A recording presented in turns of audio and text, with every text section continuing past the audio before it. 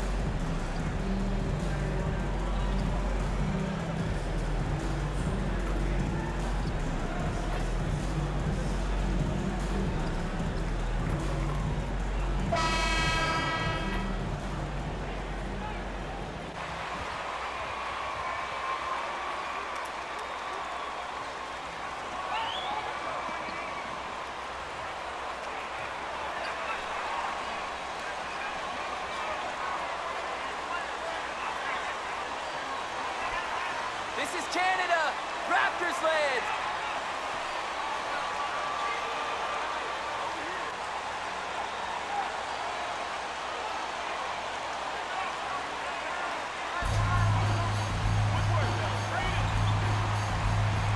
And at this point, we're just about halfway through the season. Some teams, Clark, playing great basketball right now. And the real challenge is to maintain that if you're one of those teams, to continue to play at a high level, to continue to trust and put in the work to perform. Here's Moncrief. Misses from close range. Here's Orlando. Pass to Bryant. To the paint. Oh, it's stolen by Siakam. That is first personal foul. First team down. At the line for your Raptors. Fred VanVleet. At the line for one. One shot. The niggas, like, I don't know how LA niggas is, no disrespect to nobody. Niggas always love LA niggas, go for that gangbang and shit. And it's hard to overstate the impact OG Anunoby has on defense, Greg. Hey, B.A., an absolute terror on the wings. I mean, he has great length, moves well, just one of the best one-on-one perimeter defenders in the league. Now here's VanVleet. Anunoby passes to Barnes. Down low. Here's Siakam. Got a hand on it. Here's Banchero. Bryant, no good. Barnes with it. Drives to the hoop, and that's good. His first bucket of the game. Just taking it right to the rim, and no one was there to greet him. Well, this early, they should be showing a lot more energy on defense. It's not there. And that was the mobile one drive. Low resistance to the finish line. Yeah, taking the onus on himself to make something happen. Got it into the teeth of the defense and made them pay. The Raptors have gone 1 for 3 so far. Oh boy, he's looking reckless now. Yet another foul call on him. Anthony.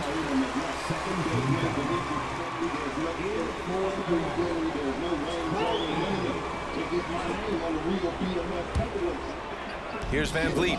His scoring ability is impressive, averaging 20 a game. Off target from outside. And, you know, even though that shot didn't go down, I like how they got him a wide-open look in space there. Pass to Suggs.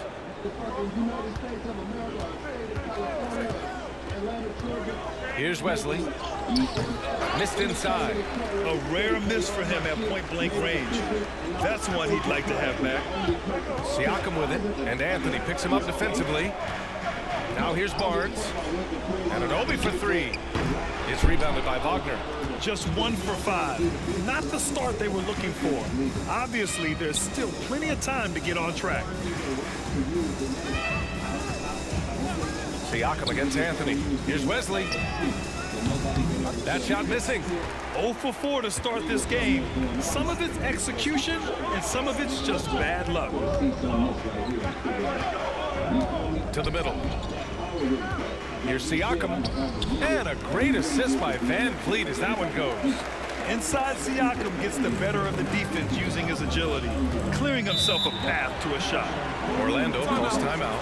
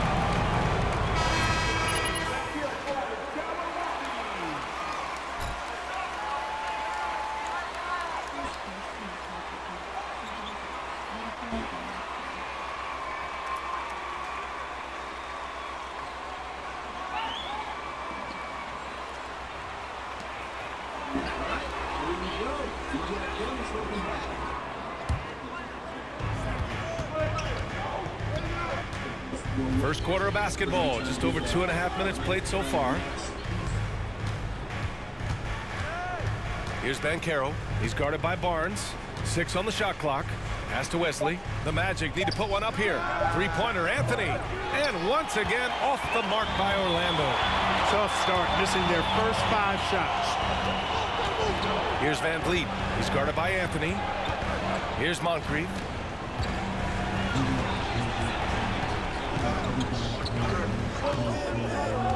Back to Van Vliet. Barnes with a screen on Anthony. Van Vliet misses off the right iron. Orlando has gone 0 for 2 from outside. No team has had to make more sacrifices than Toronto during the pandemic. You are right about that, B.A. I mean, they had to change their home base to Tampa. In essence, they spent an entire season on the road. It was tough for everyone, but the Raptors faced some big challenges. Now here's Anunoby. Still getting warmed up offensively. No buckets yet in the game from him. And he stays with it. Barnes finds Anunoby. And here's Van Vliet from behind the arc. That shot, no good. Now here's Wagner. Tight defense on him. Pass to Wesley. Now here's Anthony, guarded by Van Vliet. Inside, here's Wesley, and down it goes. Dunked it through off a beautiful setup. He can really read the floor. Precision pass in rhythm. Here's Moncrief. We saw him with 19 his last time out. Barnes a screen. Van Vliet, the pass to Barnes. And he's going to the line for 2. The official saw contact while he was going up. Man, good whistle there. Yeah, you can hear the smack all the way over here where we are. Shooting 2. Taking 2 shots.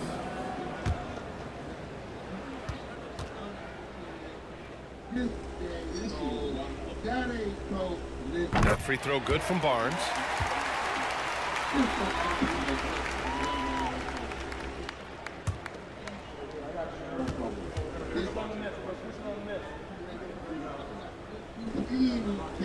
Both shots good from the stripe.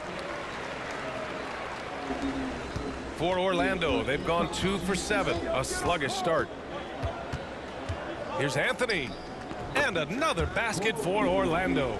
He's hard to stop when given any room to operate at all.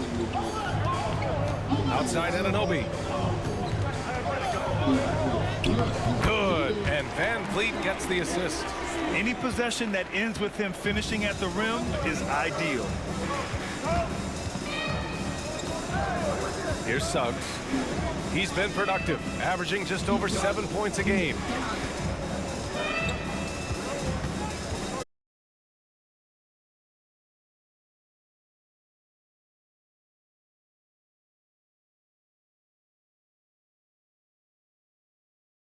Taking it the other way. And guys, this is the first they're seeing of the Magic this year. And they'll meet 3 times overall. A little bit of a tone setter here tonight.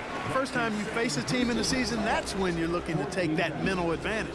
Demonstrate you're better. And that could make it easier down the road. Shoot 2.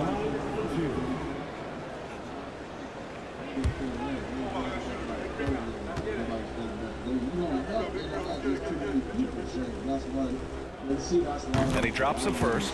And now it seems Siakam is in his prime. How do you see his place in the league, Grant? Well, I really like him, but he seems to be an elite second option. Not sure if you want to build an entire offense around him, but certainly has proven to be an important piece to a championship-level team. For Orlando, they've gone only 3 for 9 from the floor. Here's Suggs. Anthony outside. Wagner on the wing.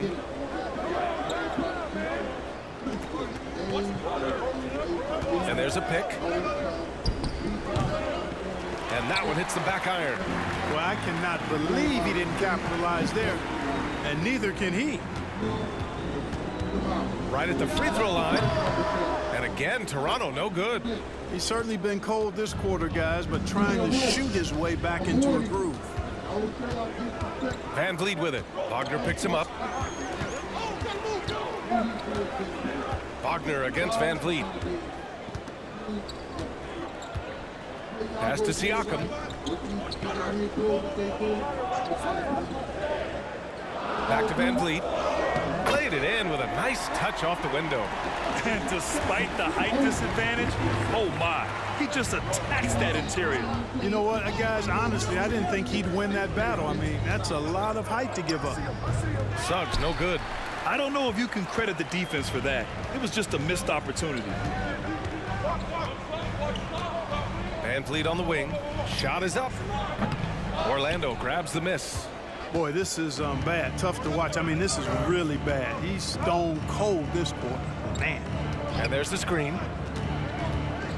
Pass to Wagner.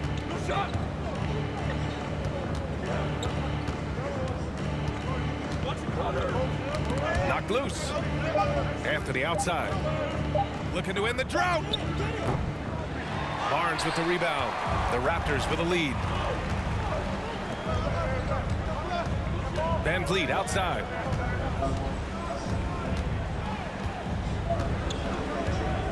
Now here's Siakam. Pass to Moncrief.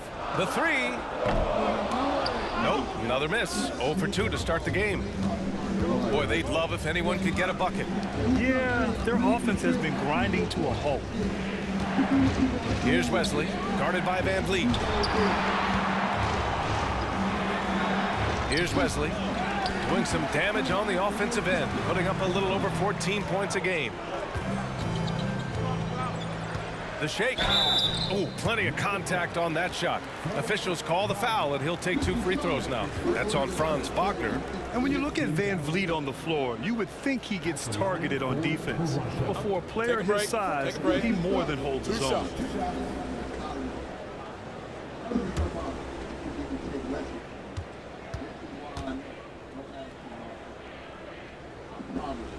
That free throw good from Van Vliet. And Van Vliet, a very solid defender at his position, Greg. Not great length, but strong as any, B.A. I mean, he has great hands to bother the ball handler and great defensive IQ that makes the most of his athleticism.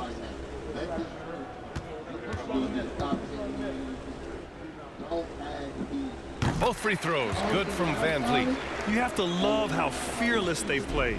It keeps getting them to the free throw line. And that is always a good recipe for offensive efficiency.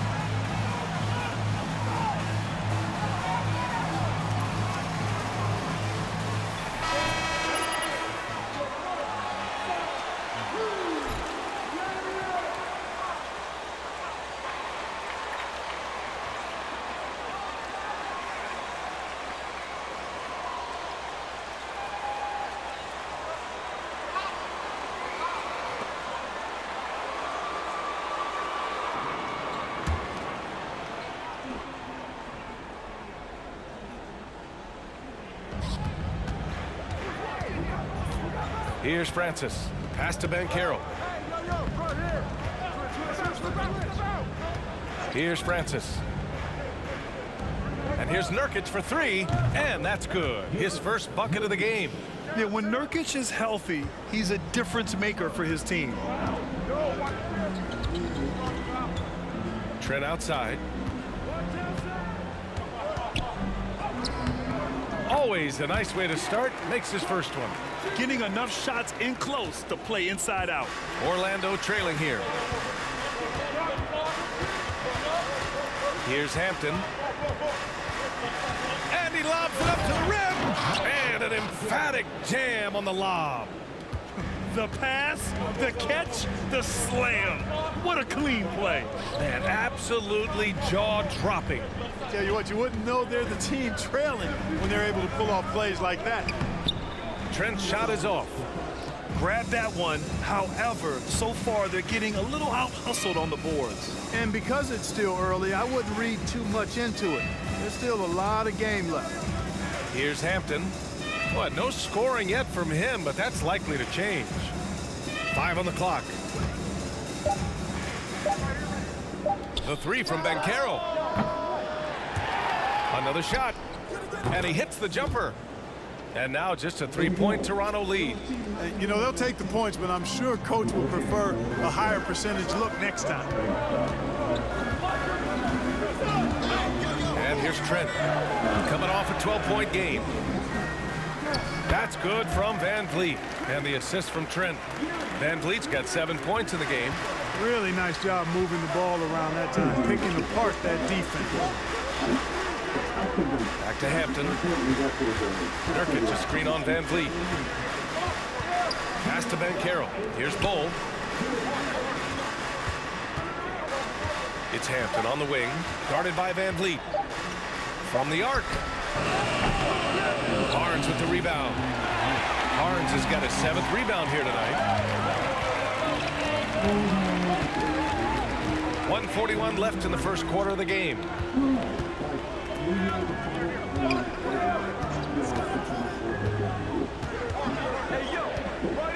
Three-pointer. The shot misses, and Orlando the other way now. They defeated Washington in their last game. You have to respect their ability to stay consistent away from home, keeping their cool and making quality shots. Well, efficiency is critical, and I love how they ran their offense and got quality shots out of their sets. Here's Van Vliet. And you can count it. He'll go to the line with a chance at a three-point play. Yeah, their defense is starting to wear down. That's 3 straight buckets at the rim. And to look at how the offensive approach has been going so far for Toronto. Getting downhill has really been impressive to me, not settling from the outside. They're going right to the rack. Another thing is they've created lots of second chances at the line, knocking down a high percentage of their free throws tonight. That free throw good from Van Vliet. And you have to be impressed how they're getting to the free throw line and taking advantage of those opportunities. Exactly. I mean, that's what's helped them build this early lead. Pass to Bull. 58 seconds left in the first quarter. Nurkic with the ball. Achua defending. Launches it. And the three-pointer goes. You don't want to let him get into a rhythm from out there. The Raptors with a lead. Van Vliet outside. Here's the three. Nails it from beyond the arc. Van Vliet's got 13. And he's carried them this quarter. A dominant offensive stretch. Here's Francis. Pass to Nurkic. 2 shots, 2 makes. Off to a good start. Yeah, when he sets the pick, Nurkic can do different things on the roll. Makes him hard to track. Now here's Van Vliet. He's got 13.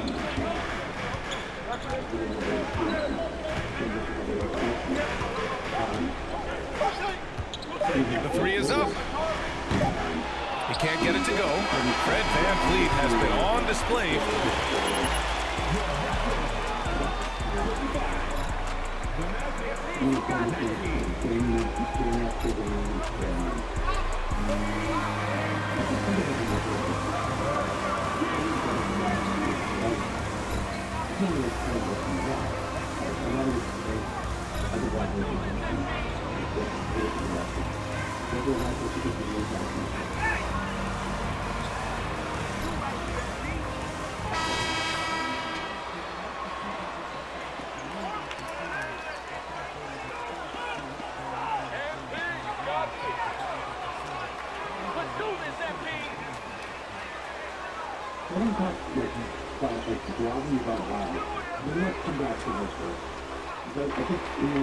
At all, they're going right at him. Well, Clark, it's getting harder to find players' true positions. We've got bigs who bring the ball up the court.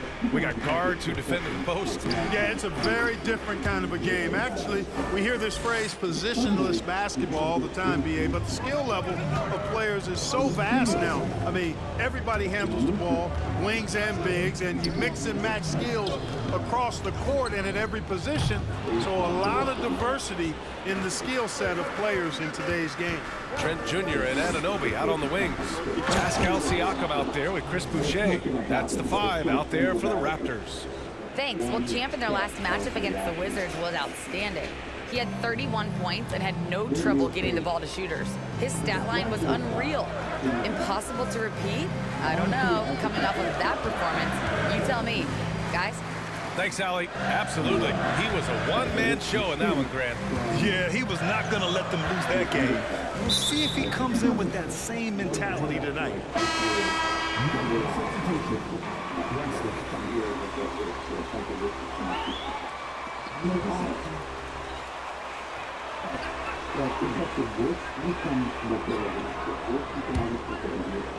And we played through the first minute here in the second.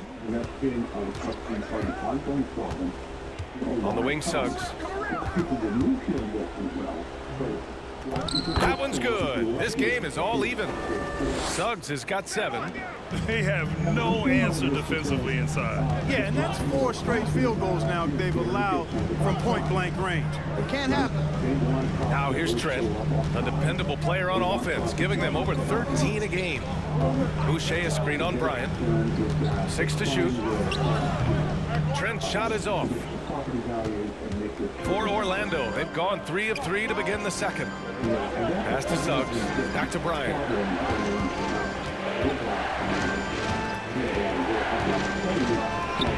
Lays it up and banks it in. Bryant's got 4 points in the quarter. Boy, absolutely no rim protection, leading to a lot of easy buckets here. Trent, the pass to Siakam. Tipped. Here's Moncrief.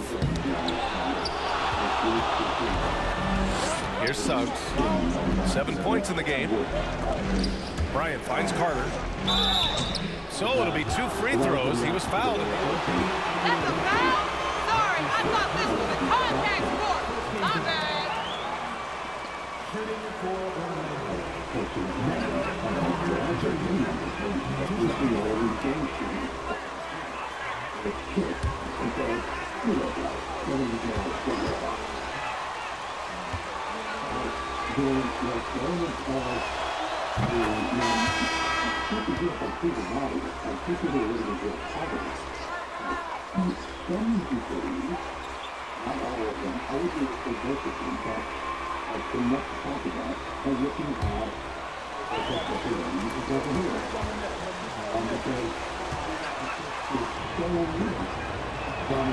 And so Carter nails them both. For Toronto, they've gone 0 for 4 in the second quarter. Boy, they need something to go to regain.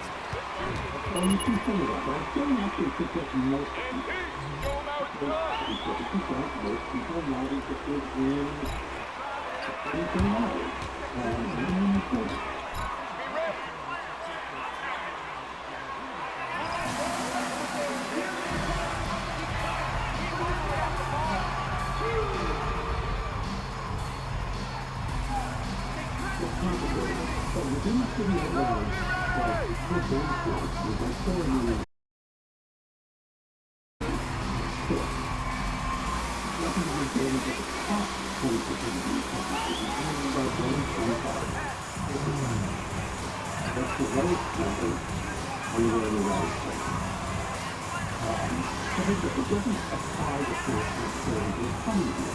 It doesn't need to. You can obviously know that. You can see all the time. It's all very around. The little things that we know, everything is about the more considerable children. There are just more children. Yeah, if you're watching your show, for the whole couple of this year, but if you're a people who are down here, you want that to be the issue. That's it. But when you take this over, if you like talk about it. And it's been a good project for a long time, and policy years have been looking at this. And I've written a lot about it. Yeah, I think that's where the violence is coming from. Atlanta had one of the largest increases in violence of any large city in the United States. It was the third highest increase proportionally. And a lot of that was gang stuff. It wasn't all of it. It wasn't even most of it. I think the number is probably close to about 40% of the increase could be attributed to gang activity.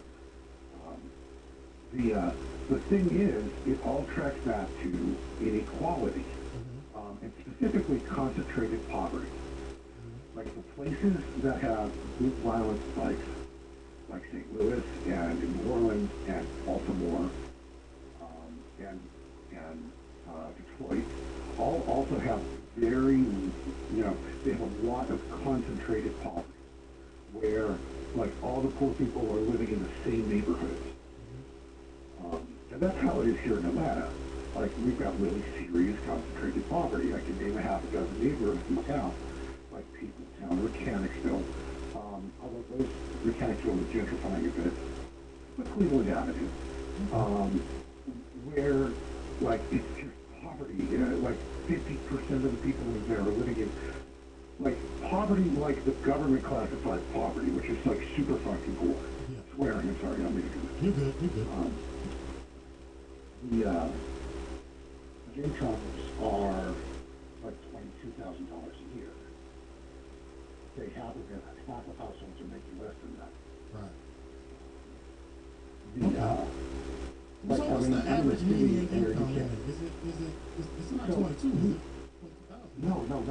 So it's interesting. So the median income in the city of Atlanta, and this is important because the region is different, but the city of Atlanta is about $62,000 a year. Okay. The problem is that the average household income for a white family is in the order of $85,000 a year. And for a black family, it's about $30,000 a year. And that is also the largest gap in the United States. Oh, really? Yeah. Proportionally, like it's the largest income gap by race in the United States. When I say the average income's 30 a year, that means half of black households are making less than that. 8 out of 10 black children are living in a concentrated poverty in Atlanta, compared to 6% of white children. It's really stark. And those are the conditions that breed violence. That's where, like, the guys who ended up joining YSL as a gang, like, that's where they're coming from. We're talking about people who were poor, opportunity, who saw this as their one shot at coming up after having, like, often after, like, because there's a bunch of other stuff going on in the family, and they may have screwed up once or twice in a system that punishes mistakes for black people really harshly. Okay. Well, speaking of YSL, let's get to it. So, Right. how much trouble is Young Thug in right about? So he's in a lot of trouble. I was telling people months ago, like, some of these guys are going to flip, and they're going to look and be like, I can't believe they're flipping like this. Yeah, but they're going to go to jail forever. When I say forever, I'm talking like 20 years or more. Like, forever, like, you come out and nothing looks the same as when you went in. Like, I'm not talking about a life sentence. But the difference between a life sentence and 20 years is almost academic.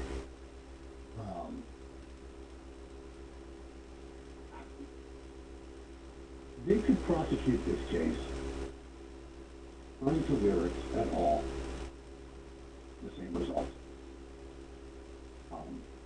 There's a mountain of evidence.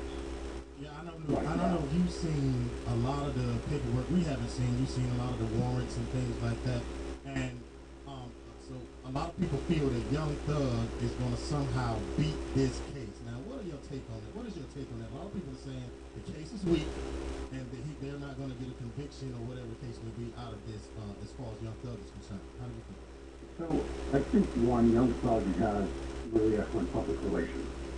And he's got an army of people who want him to be free. Something I would question, I might add, but the fact of the matter is they've got, while Young Thug's phone itself has been excluded, the phone records are still in. It's the physical phone they can't use. And the data that was on the phone, the data that was held by his, Verizon or AT&T or whatever, that's still in. The records of him renting the car are still in. And I gotta tell you, there are phone calls that were recorded that seem that they've referred to these phone calls in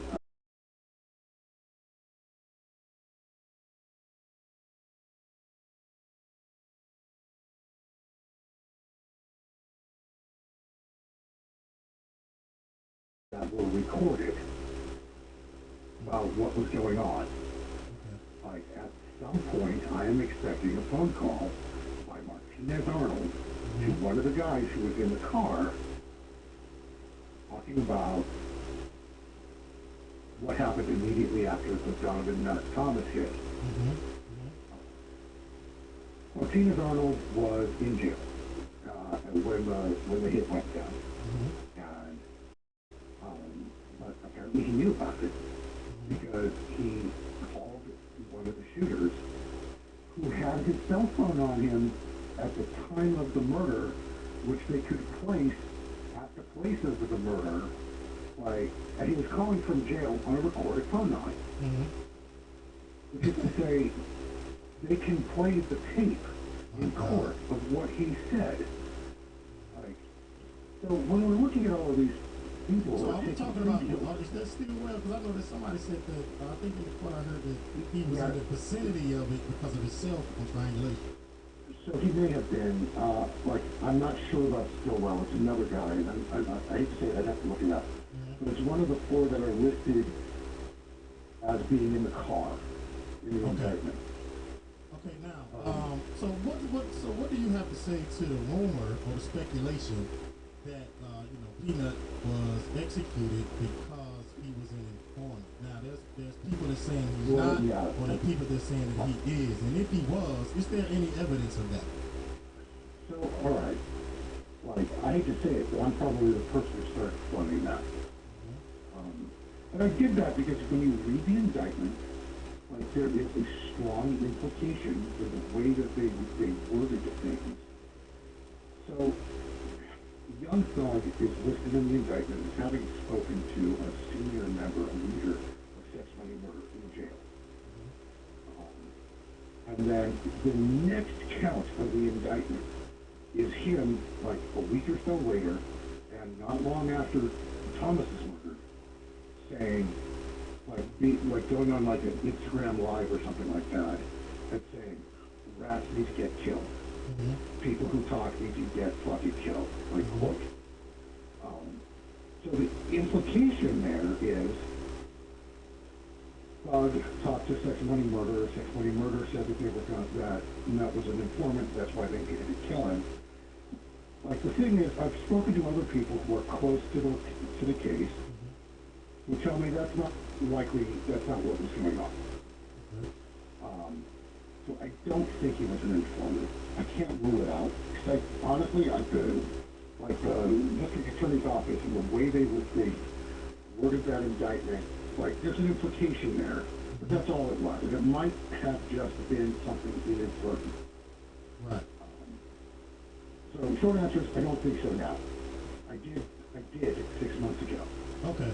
Yeah, because I've spoken to people as well that said that it was true. Then you got people that say it wasn't. So I just wanted to get some clarity on that. And this sparked the whole war, 2015, Well, we're gonna find out about that like as soon as Lil Woody takes the stand, and Lil Woody's likely to take the stand. Oh yeah, he's definitely gonna take the stand. Yeah, like because my understanding is that it's the fence that actually has him nice right now. It's fine. Yeah, and there had to be something to the murder because it started a war. Well, look. So there was like the sort of a simmering thing going on before the hit, obviously. Let me sort of walk you through what happened. Like in really broad strokes. So Thug, like, is rising in the music industry, in part because of his connections to people who are connected to organized crime. And he has the Song of the Summer in 2014. He's like the rich gang lifestyle. Like, it's a hit. It's a hit, and he's on everybody's, like, he's in everybody's list. So Thomas was managing, along with Rachel Kwan's dad, like, Thomas was managing Rachel Kwan. Thomas and Rachel Kwan's dad were not interested in continuing partnership with Young Thug. The Thug really wanted it to keep going, in part because it looked like it was going to be really profitable. You know, there's other stuff going on here. Like, Thug is also trying to build YSL, like the gang, into something legitimate within Blood's circle. Like, YSL was not stamped in at this point, as, you know, with the West Coast, like the Inglewood folks. And he wanted that stamped in and connected. He wanted a plus. We're sorry and told. Anyway, there's some acrimonious dispute that starts to escalate between Rachel Kwan and specifically like and Donovan Thomas and Young Thug and his crew. Like, at this point, though, everybody in town, they're all like one big happy blood family. Right. The Atlanta Blood Gang, like, you know, Inglewood family, YSL, they're all the same group. But as this split starts to accelerate, like, terrible things start happening. Like, Rachel Kwan's dad gets shot. Thug's truck gets shot up. Like, and like this was in Los Angeles, by the way. Some OG Blood Gang member would have stepped in at this point and squashed this. Stopped it, yeah. But because Atlanta is really freewheeling, like, there isn't, like, gang stuff here, it just works very differently. Like, there was no mechanism for de-escalating. Right. No OGs in Atlanta. No OGs in Atlanta. Or at least none that would be respected enough to actually end something. Like, and that's one of the things I'm looking for right now, is whether or not, like, the system starts to emerge in Atlanta that, for everybody's sort of mutual protection, learns to stop this stuff before it turns into a war. Lil Woody, fresh out of jail. Now, Lil Woody did for bad time, am I correct, before they got him again? Was he in the feds? Was he in the feds? I believe he was, yes. Okay. So, Woody, you know, he's got things at him pocket. They're at a club in Atlanta that is known to be a place where all the up-and-coming rappers and their crews, and you can use that as also a gang folks, like, congregate regularly on Monday night. And Woody gets robbed by the YSN guys, like, who were backing Rachel Kwan and Donovan Thomas. And when that happened, Thug and the two of them said, okay, well, I guess we put green lights on for Donovan Thomas. that was the thing that set off the hit on Thomas that set off the rest of the game war. So it could have been a retaliation for what happened to Wood. As far as Right. falls in the nuts of that. Right. Although not himself obviously didn't, like, he didn't rob him. Like what his guys did. They were close to him. Now, I know much more about this. I'm skipping over the details because like, it's dramatic, but it's not, doesn't get us where we want to go. Like, after the nut hit, like, there were drive-by shootings, 1 or 2 a night for weeks, months. Like, the district attorney says 50 people died, and I think the number's closer to 25, but it isn't 0.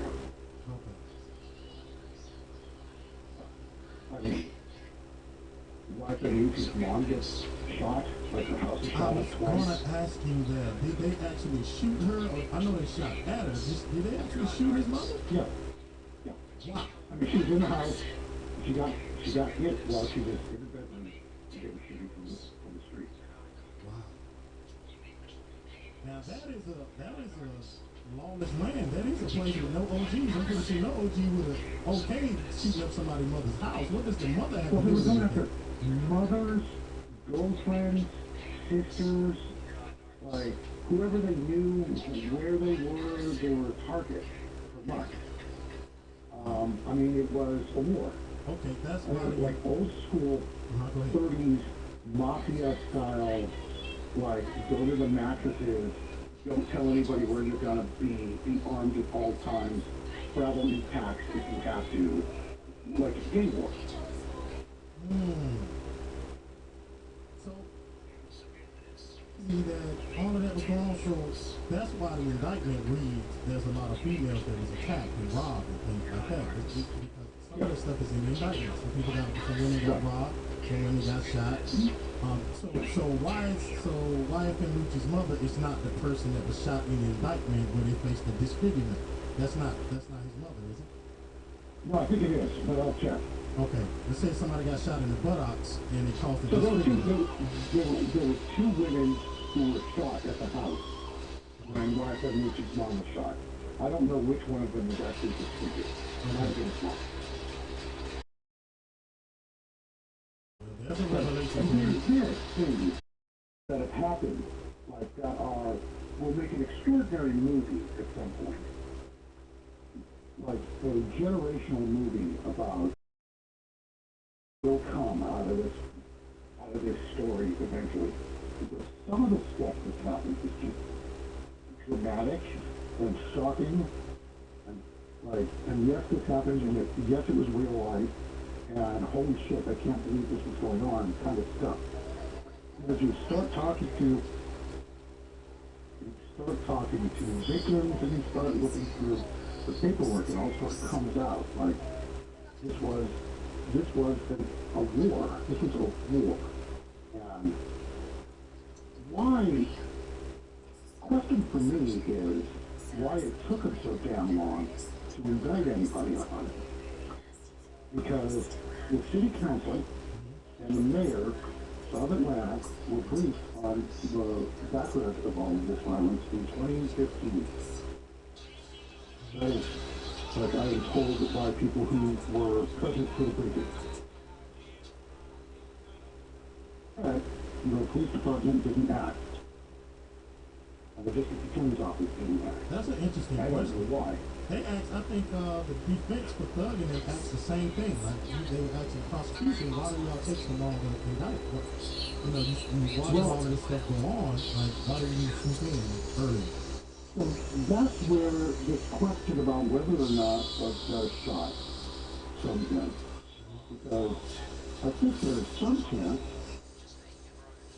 a non-zero chance. I don't think the chances are good. It ain't 0. That they're going to argue prosecutorial misconduct. They chose not to indict when they chose not to indict because there was a chance that somebody at the district attorney's office would be like exposed or acting against the law. to reach. Like, I don't have evidence for that effect. That, like, except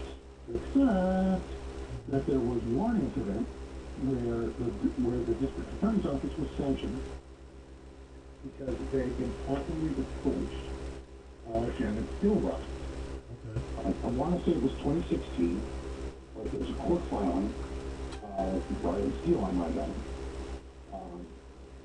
So Shannon Stillwell was at a bail bond office, like downtown in Atlanta, and the assistant district attorney rolls up on him, over into the back room, started asking him questions about the benefit of the attorney. Okay. And like apparently that got back to Brian Steele, and that Brian Steele got back to the court, and that became a problem. I'm not sure how much of a problem, and that's actually part of this. Like, if that was significant enough to prevent Shannon Stillwell from being prosecuted for murders, then it might actually be enough to, it's a starting point, a wedge, for Brian Steele to start arguing that there was prosecutorial misconduct. If that's the case may actually be thrown out. Wow. They got him with 2 murders right now.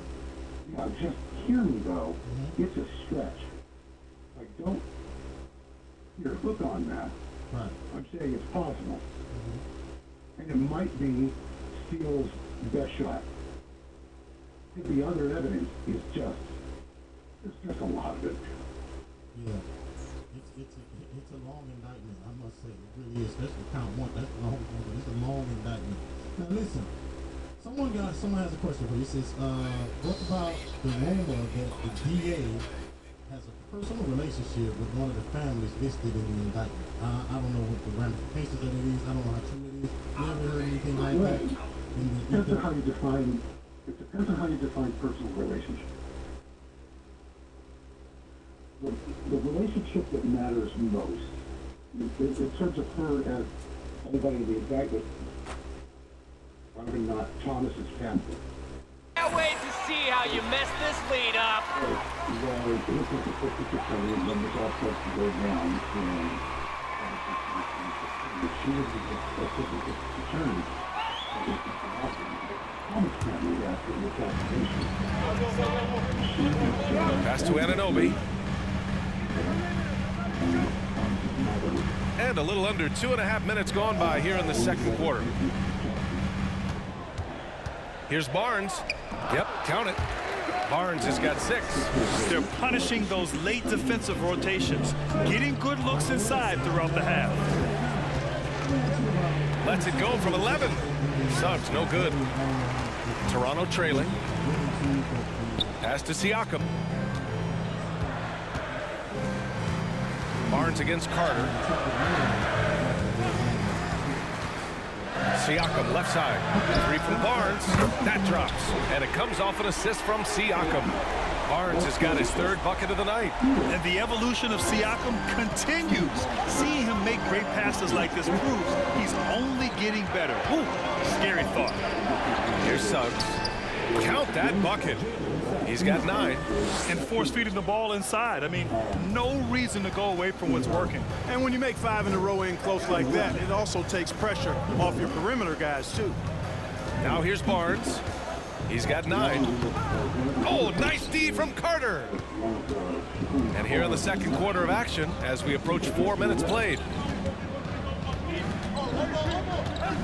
Here's Bryant inside, guarded by Trent. Picked by Carter. Here's Suggs. Oh, it's blocked by Barnes. Pass to Siakam. And Anunoby for 3. It's not going to go for him. And Orlando will come the other way. Now Wagner.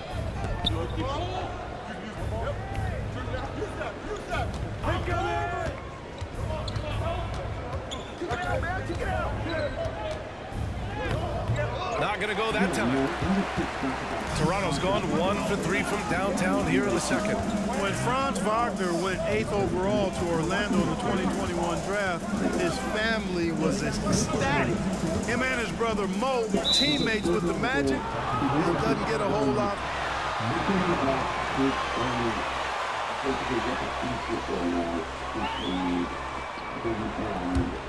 Orlando leading. Here's Suggs. He's got 9.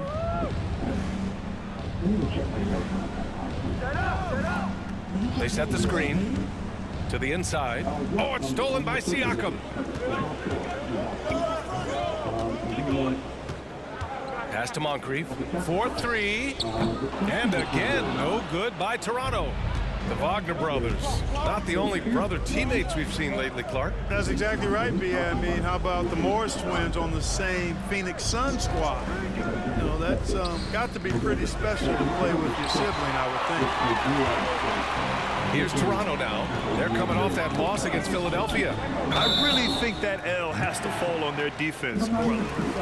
You're calling a good game, ref. Keep it up.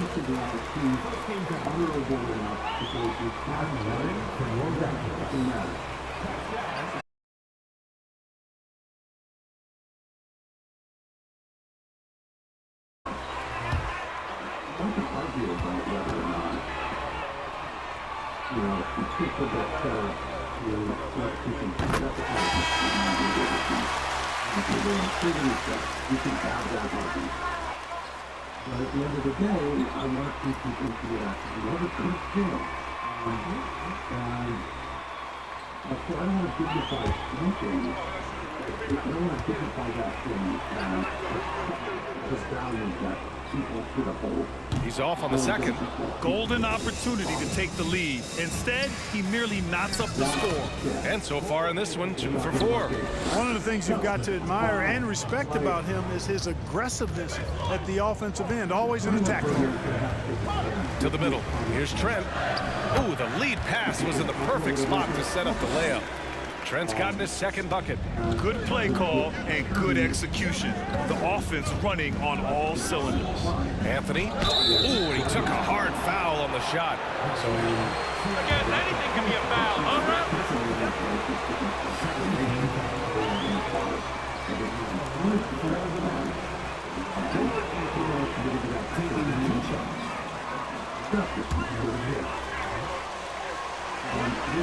It's the same situation for all of the 8 other defendants that are still included.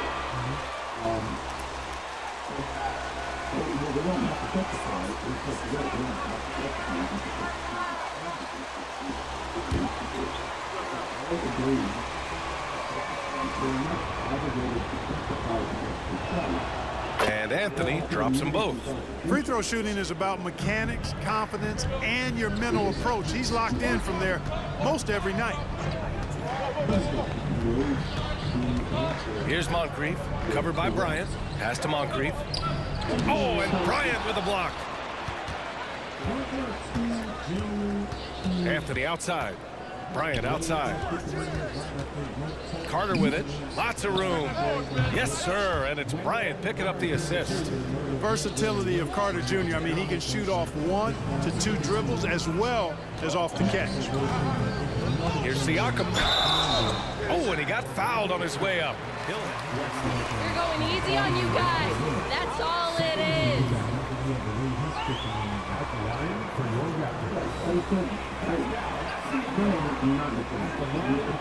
Shoot 2.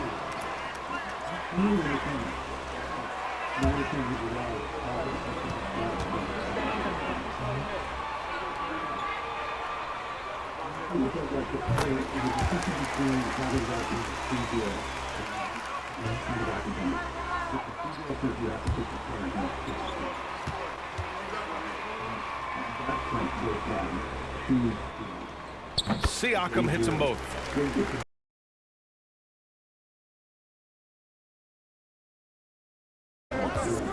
Outside Carter. Bryant outside. Pass to Wesley. It's stolen. Here's Moncrief. Well, he hasn't put up any points yet in this one. Kicks it out to Barnes. And the foul is called. He missed it, so he's... Address to this ref. Nice call. At the line for your Raptors,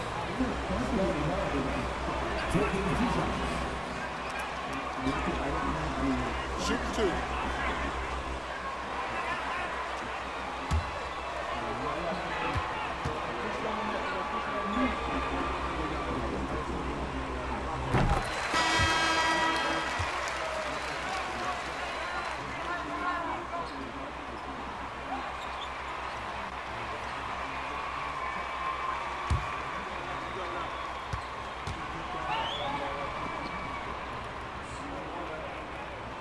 Both free throws good from Barnes. And Orlando's shooting a solid 47%. Here's Anthony. That shot off. Achua with some nice D. Here's Moncrief, covered by Bryant. Moncrief, no good. Barnes against Anthony. Pass to Carter, down low. Here's Bryant, and he knocks it down. He's 3 of 5 now from the floor. Really starting to find himself now, guys, after getting shut out in the first quarter. Here's Barnes. That one doesn't drop. The Magic go the other way with it.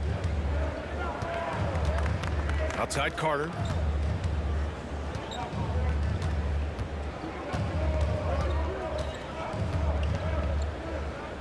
Shoots from the block. And he can't bank that one in. Toronto trailing. Pass to Moncrief. Van Vliet outside. Fades back. Barnes, no good. Very surprising that he came away empty there, especially given room to operate. And so he draws the foul, headed to the line. Let the boys play. Stop trying to take over the game. 13 fouls. Shooting for Orlando. At the line for two.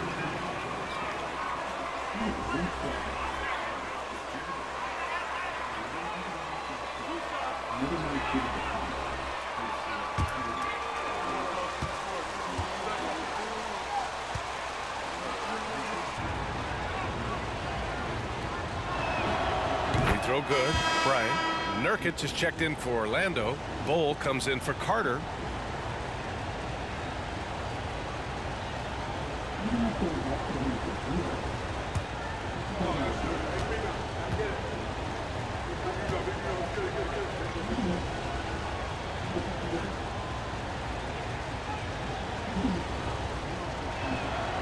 And both free throws good for Bryant. Toronto has gone just 1 of 5. He's a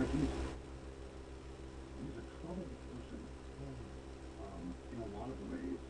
That's sort of emblematic of what was going on in the YSL and how they were bringing people into the game and the music group. So there were like two, like, I was thinking about YSL as sort of two overlapping groups of people. Some were talented rappers. But this one, the Phillips guy, young guy. Yeah. Rookie was just talented. So far this quarter from 3. Over to the left wing. Niang. And the Raptors miss again. This has been a close game in a lot of ways, but they do have an edge on the boards. We've seen it time and time again in games. Effort and determination on the glass can make up for a lot of other weaknesses. Now here's Nurkic. Points in the game. And I don't understand. Why is he going to the fadeaway? Just go straight up with it. Now Van Vliet. Back to Barnes. Orlando grabs the miss. Here's Banchero. A 20-point game for him in the win against the Wizards in Washington. Out to the right wing. Bryant outside.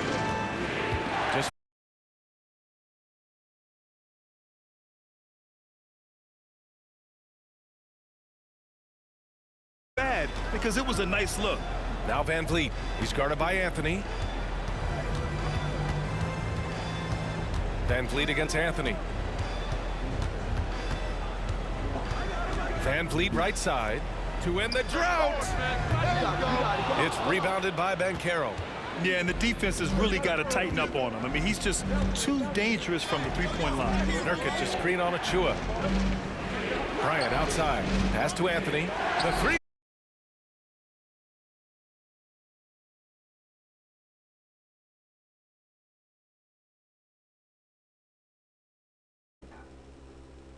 Essentially gotten drawn in to be candidate. And I'm hoping and expecting his mother to testify.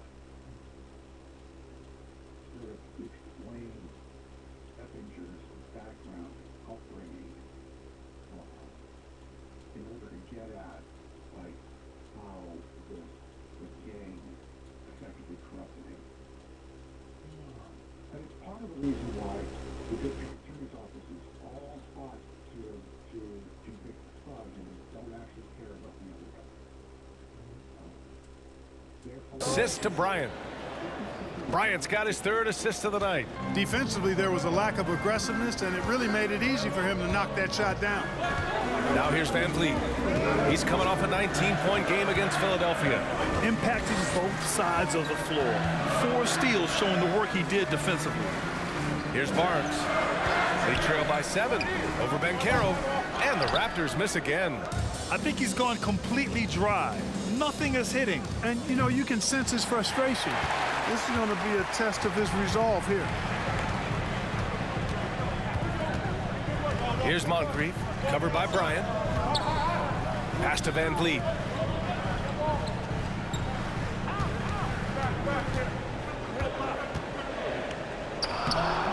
He can't hit that time. Now Orlando takes it the other way. Here's Bryant.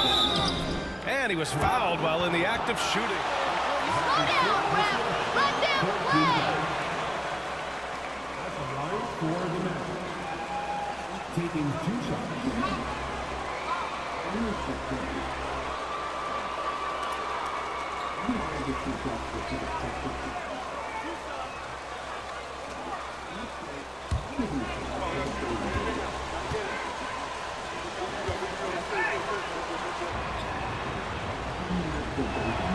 The first one falls. You know, he didn't get to the line in that entire first quarter. But right now, he's showing some aggressiveness out there. And the Raptors making a change here. Boucher's checked in.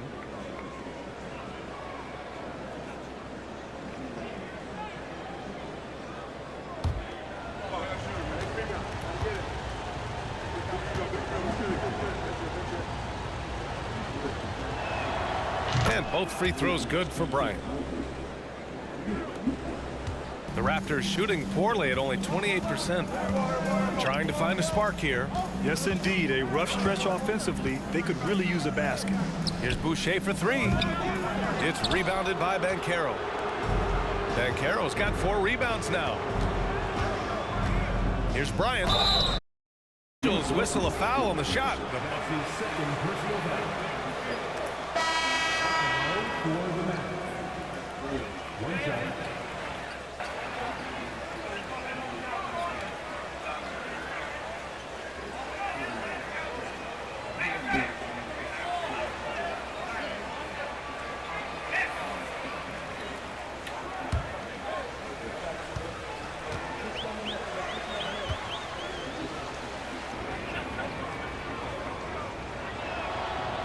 And that one misses. Here's Toronto now. 11-point game. And it's Van Vliet off the drive. It's blocked. There's 42 seconds left to play in the half. To the wing, right side. The 3 from Banchero. Rebounded by Trent. And you just can't afford to give up that kind of look very often.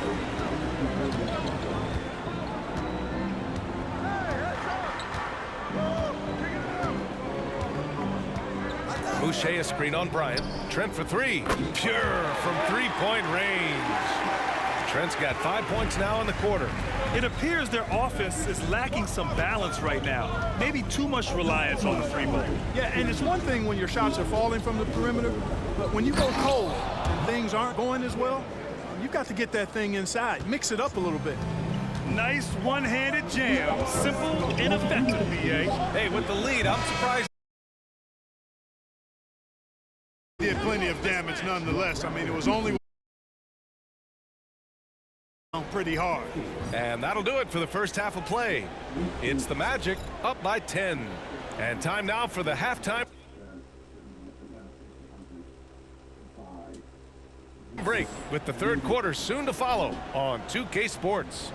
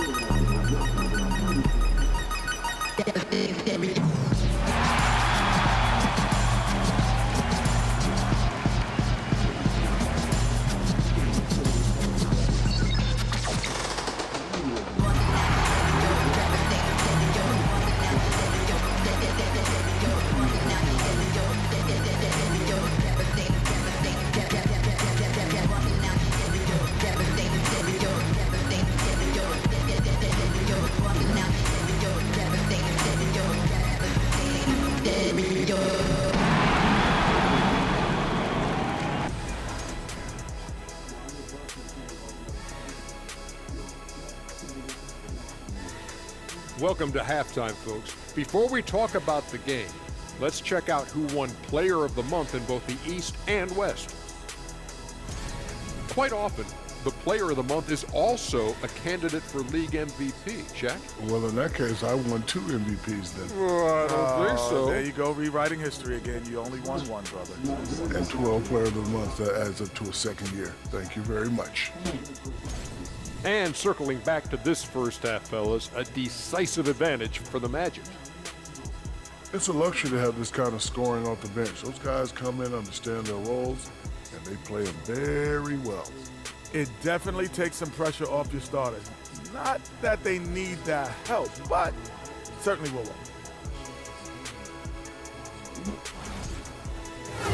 Thanks for tuning in. Now it's time to head back over to Brian Anderson for the start of the third quarter.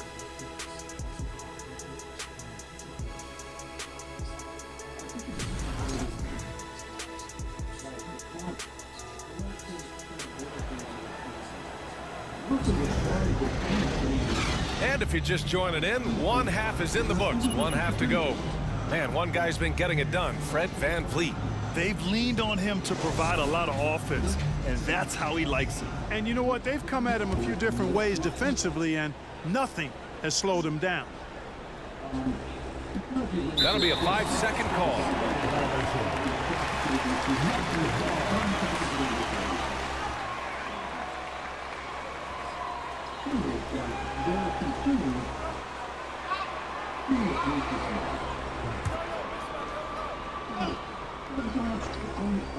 Here's Anunoby. Orlando grabs the miss. You have to credit their effort. I mean, they've done an amazing job on the glass. And it's been a well-rounded performance. I mean, strong rebounding has certainly been at the center of it, but it's been good on a number of levels. Here's who Jamal Mosley is starting the second half with. Wagner and Banchero at the forward slots. Then there's Jalen Suggs, and it's Bryant in at the shooting guard position. Here's VanVleet after the basket by Orlando. Here's Barnes, and it's Orlando with a rebound. Banchero's got his 5th rebound in this one. Pass to Suggs.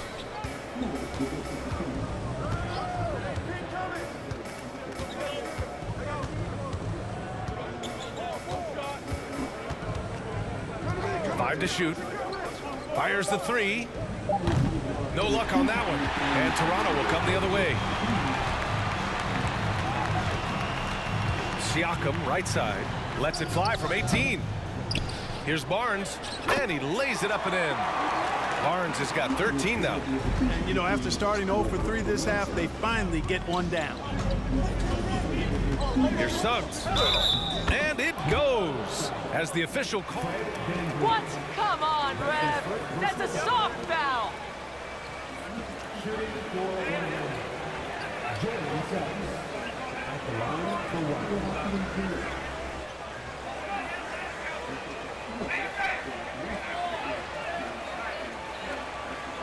One shot.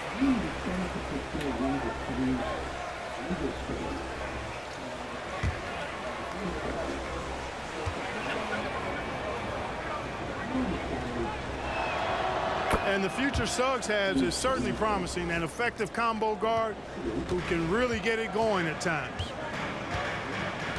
Pass to Anunoby. Here's Moncrief. Here's the pick. And there's a whistle. He'll head to the line to shoot 2. That's all.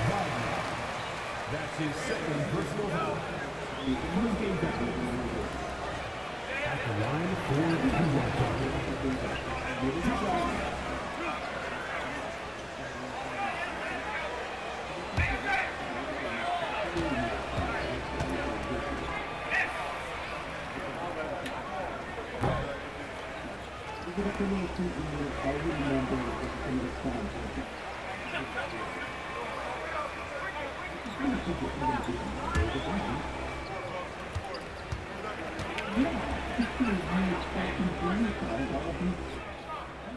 And the second free throw is good.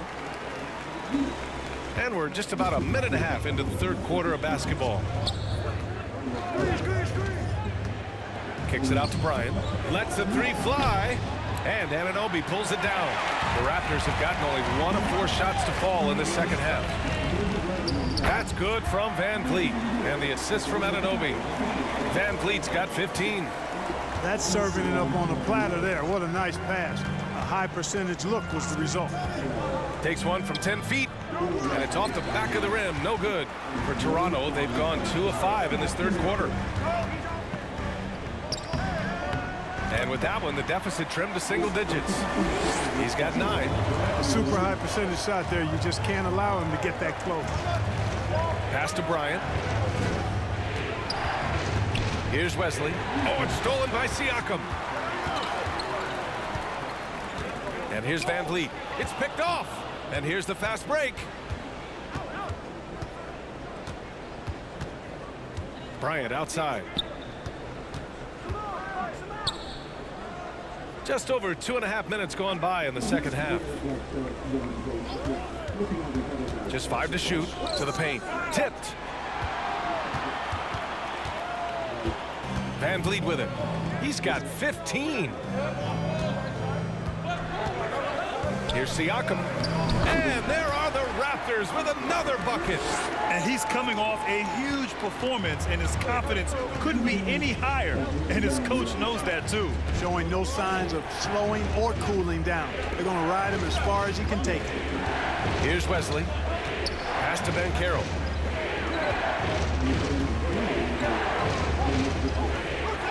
Over Barnes. And once again off the mark by Orlando. Just under 3.5 minutes played here in the third quarter. Orlando's gone 0 for 2 from outside here in the third. Inside. Stolen by Anunoby. Pass to Moncrief. The kick out to Van Vliet. Here's Siakam. And it's blocked.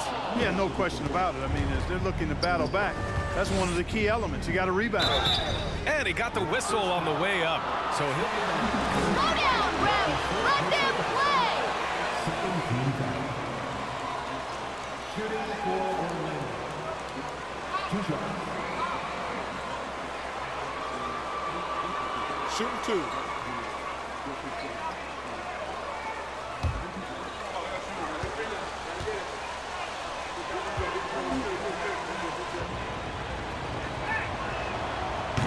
That free throw misses.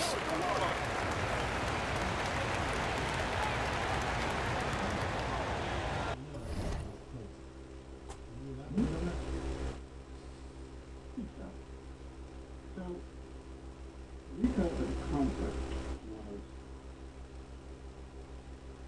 to get to the very logic. I know.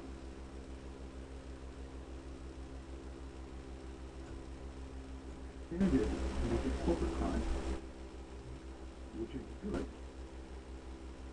The idea that black people basically can't be well organized enough of that security side. It's just that like we're not work that we can't figure out how to do this shit too. I mean, come on. So you're saying they can? They're not even. They can. No, that they absolutely can. Like, and it's, like I don't, like I want black people. I don't. There are abuses in the criminal justice system. And I will be the first one to talk about them. Probably the last person to talk about them. Sometimes I'm the only person talking. I am basically the only person who is complaining about the lack of representation. For like, there are still people in this indictment who don't have lawyers. They're going to trial in a week. 6 of those guys because they didn't have representation. Right. Like, it's like, what the fuck are we doing? Like, this is not justice. But like, I am at least like, for me as a journalist and an activist, like, my first concern is who has less power? Like, who is the weakest person in this situation? How is the person whose concern I'm going to elevate? And in this case, the people who have the least amount of power are the 4 black people who've been murdered. Is the poverty of Cleveland Avenue that I confront. To some degree, we're talking about organizations like YSL, both as a street gang and as a music label, exploiting that poverty for their private profit. I don't care if you're white or black. If you are further impoverishing and harming poor black people, you're the fucking problem. I agree. That's what I'm saying, like this idea that, oh, well, we should give them a pass and not use this thing because of their there. No. No. Like, are you trying to help people who are poor or not?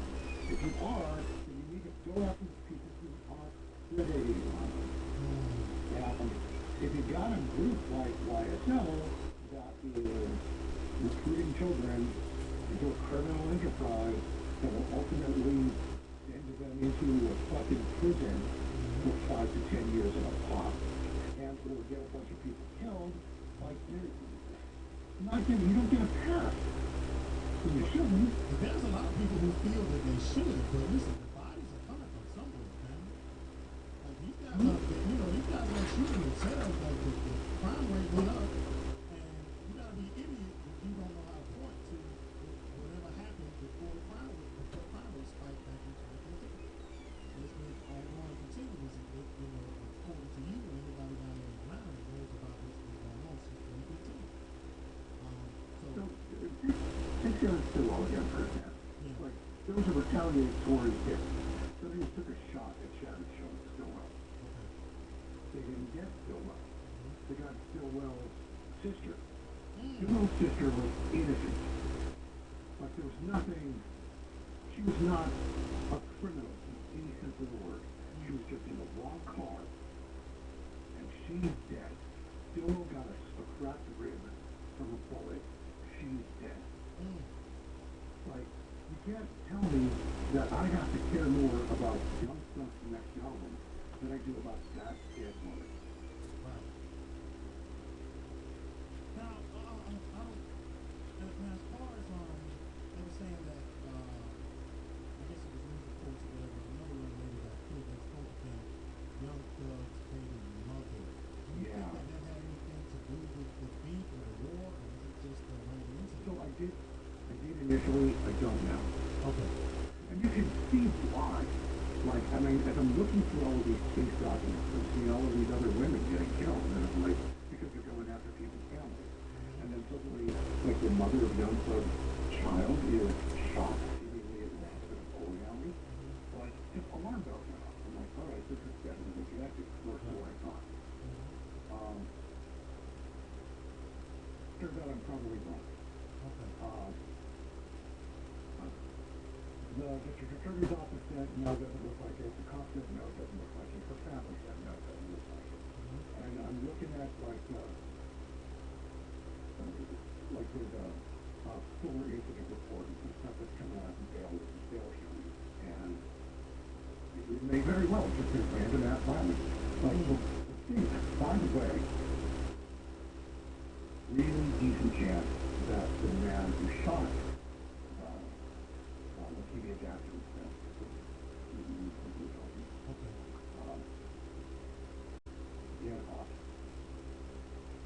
so it turns out that Lakeithia Jackson was armed. And you can understand why she was armed because of all of this other stuff. So somebody gets something with a bowling alley, they pick the person up, there's a video. She goes to the car, the other guy gets in the car, the guy's telling you when she's put the gun in front of shoot. He's saying that she was shooting in the air. She was shooting, and she shot first.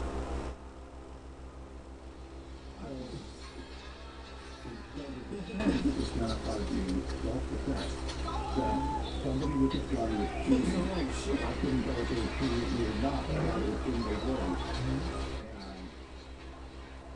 so they were kind of fired. Like, I think that guy doesn't get killed. So he doesn't end up getting convicted. So if he does, it's just some lesser offense. Because the jury's going to see that. The jury's going to have to make a decision.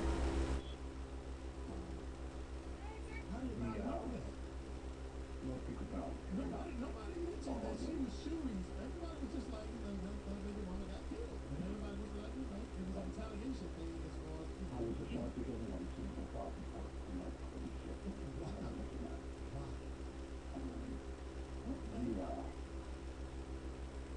Well, it's sort of like this sort of escalation of violence. And it's this. Lakeithia Jackson isn't armed if I don't think is the guy she's got. Because her husband was his brother. Like, young son was involved in doing a lot of violence in the past. It's disgusting. And so this is sorry to believe. I don't think she would find herself. When you get you out, and he pets you back.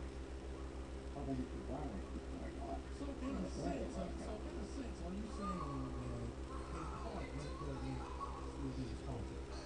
Because he No, I don't want to say that exactly. It's more, I'm speaking much more broadly than even that.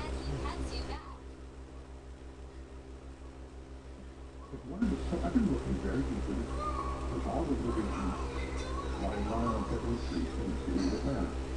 It's a pseudo-academic state that I am looking at as a sociologist. And one of the very clear things is that Atlanta's gun culture is contributing to the violence. Everybody's got a gun. Well, nothing to everybody, but so give you an example. Like 1 out of 10 cars that are parked somewhere in Atlanta right now has a gun in it. The local street gangs, like, will know this, and so they'll run a 5-minute drill. So they'll go into a parking garage with 5 guys, like, breaking the 50 cars as fast as they can, rifle through them as quickly as they can, and blowing off a bunch of other stuff just to find the 5 guns that are statistically likely to be in there. And then they bounce.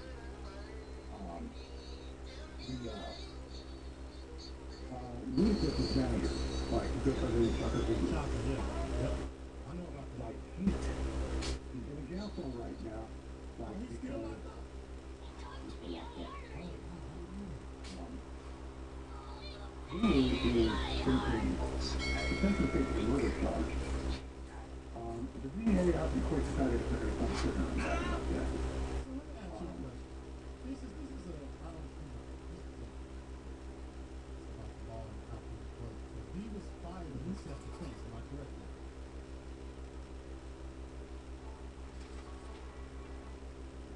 answer that. Okay. Not if somebody's going to get it. What was wrong with that?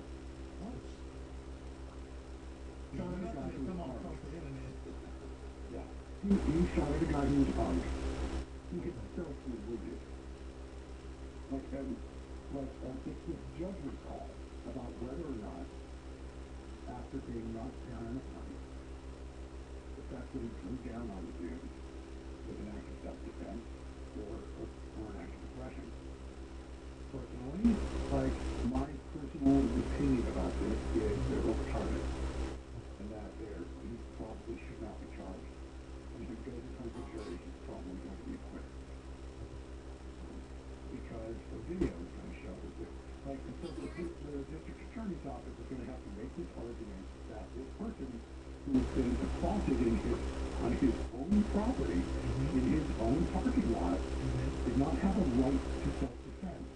That if this was a white guy in a white neighborhood, and in fact this is a white neighborhood, being attacked at random on his property, that he would not have otherwise had the right to pull a gun, in Georgia. So this is where I'm going, this whole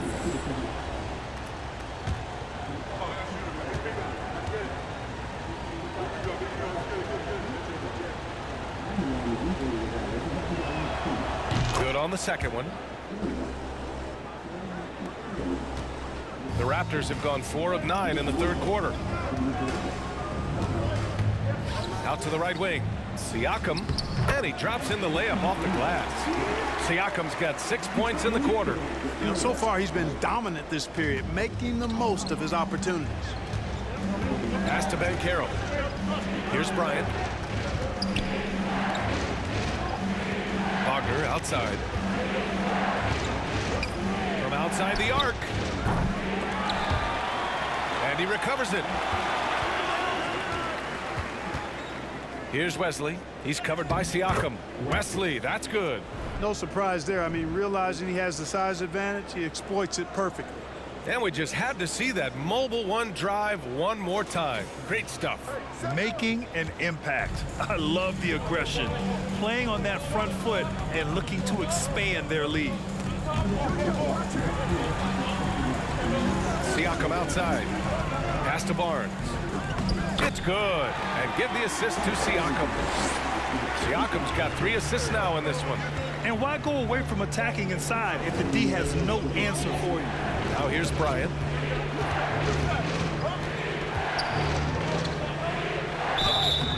Oh, and there's the whistle on the shot.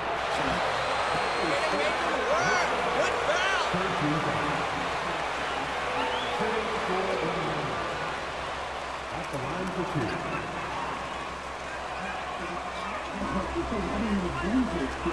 Take a break.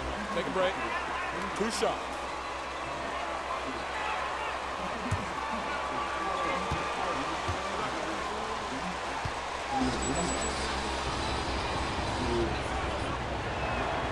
First one falls for him.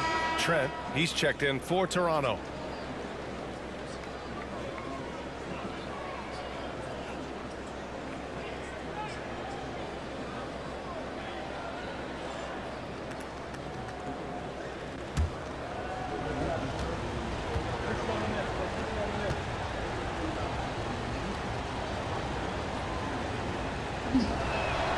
And both free throws good for Bryant.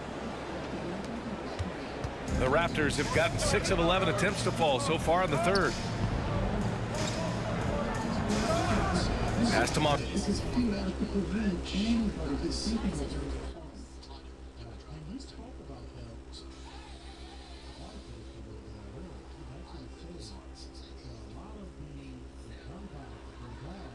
Usually both people got it done. And they don't have conflict resolution skills, so they just resort to the gun.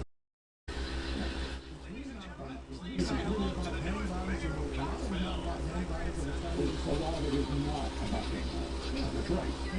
Well, some of it is. But a lot of it isn't. A lot of it is just stupid shit.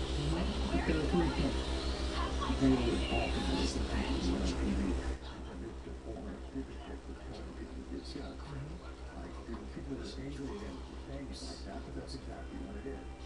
Like, I live in a, like, there's a subway near the football stadium, where the woman was shot and killed. Because she gave the average for the mayonnaise and got his month mayonnaise. I remember that. So that guy was obviously a psychiatric problem. The irony is that he was stopped in front of one of the other subway workers was armed. And so I'm sitting here, like, in my head, I'm going, what's going on? I'm in a city where somebody...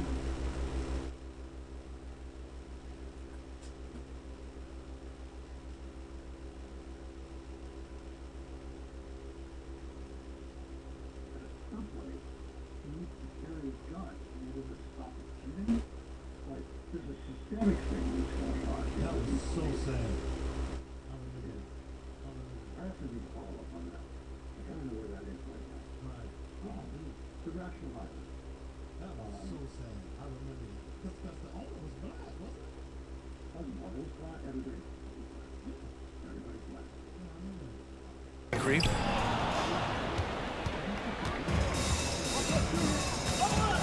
Bryant, the pass to Carter. Back to Bryant. Count that one. He's now 5 for 8. Well, he's just zoned in. I mean, in most cases, taking quality shots very much within the flow of the offense. All right, let's check in with Allie LaForce. Well, guys, with the yearly roster moves, it might be hard for the casual fan to keep track. But Commissioner Silver said it's a necessary side effect. He said, quote, "We tried to tie performance to pay in a closer way, and I think that's what you see with shorter contracts." Brian, more player movement has been the result. Yeah, good point, Allie. Thanks. Ben Caro, no good. Just imagine if he was shooting better. The lead would be even bigger. Trent against Bryant. Trent's shot is off. Orlando leading. Here's Ben Caro. He has 6. Carter, a screen on Trent. Ben Caro, no good. And for the Raptors, they're shooting well here in the third, hitting 50% of their shots. Here's Trent. They get it again, and he'll draw the foul. He'll head to the line for 2.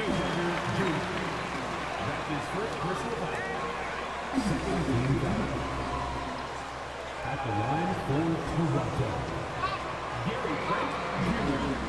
taking 2 shots.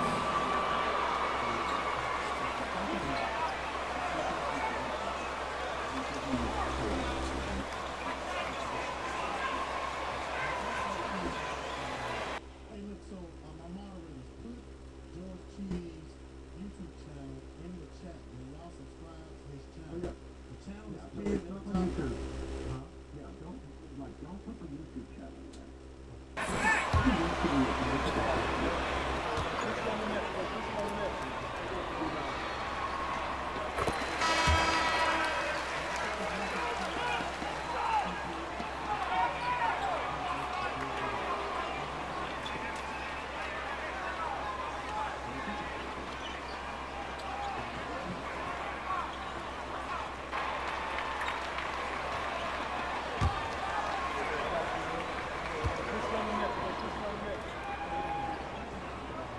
So hits one and misses one at the line. And with Trent Jr., he very much is a microwave scorer, Grant. Oh, he heats up in an instant, BA. A bit of a streaky shooter overall. I would like to see him round out his inside game to find new ways to score if his shot isn't there. And it's the Raptors with the ball, following the bucket by the Magic. Goes up at the elbow, misses off the left iron. And they're +5 on the boards after that rebound. Pass to Carter. Nurkic inside. Achua's there. And here's Bryant outside. Second shot opportunity. Nurkic. And a foul called on the way up. So That's a foul? You gotta be kidding me. Shooting for 1 minute. Yusuf Nurkic taking 2 shots. Shooting 2.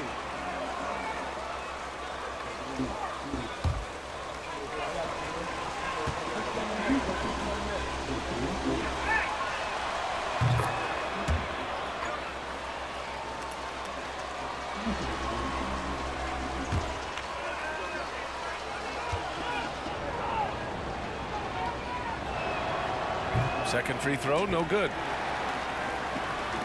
The Raptors.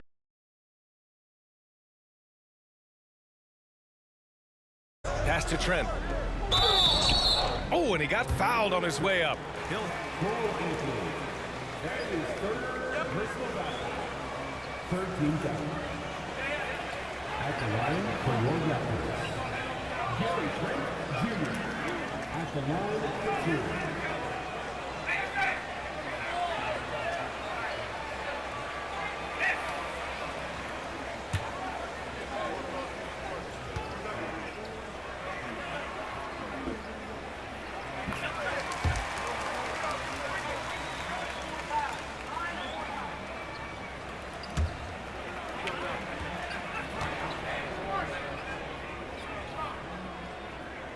Trent hits them both. Well, the Magic's shooting a disappointing 38%. Pass to Francis. And here's Bryant, guarded by Trent. Here's Francis. From 11 feet away. Here's Anthony. 4 on the clock. And that one's good. Anthony's got 11 points. And just not letting up at all. I mean, you have to love this approach. You want to get the ball to the guys who make plays. If it's working, keep working it. That's what I say. Keep the pressure on it. And so he draws the foul, headed to the line to shoot. You're smiling now, but wait for it. Wait for it. 13 foul. At the line for Toronto. Taking 2 shots.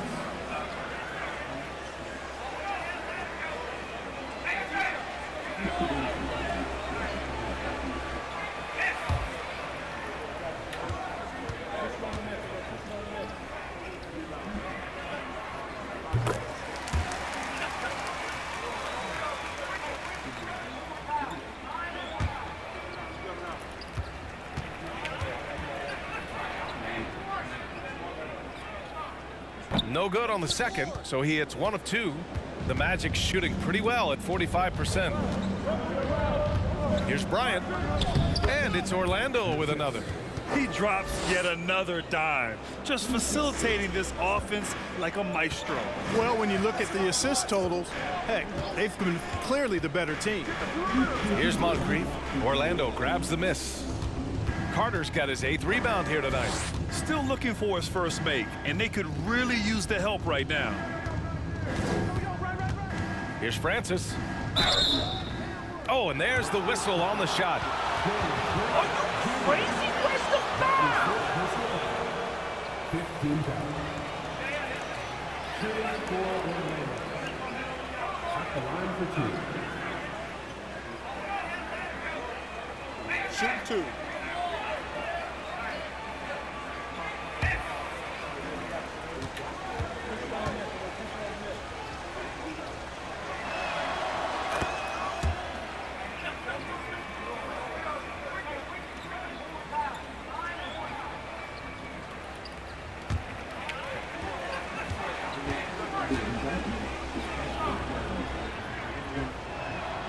And so he hits both.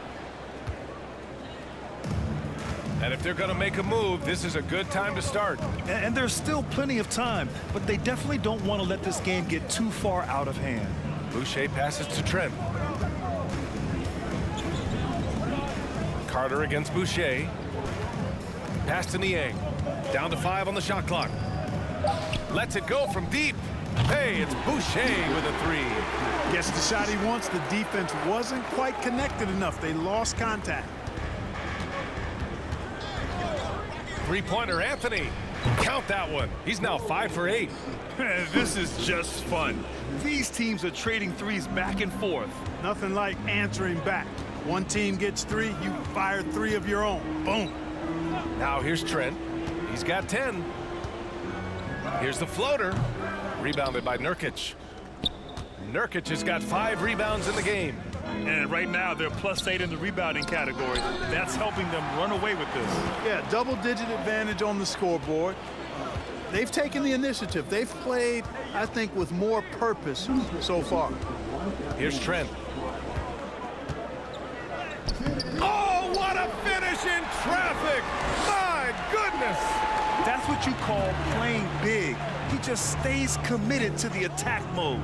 And sometimes that's the best policy when you're going up against a big guy. Take it to the 10. Right at him. Get to the rack. 1:41 left in the third quarter. Pass to Niang.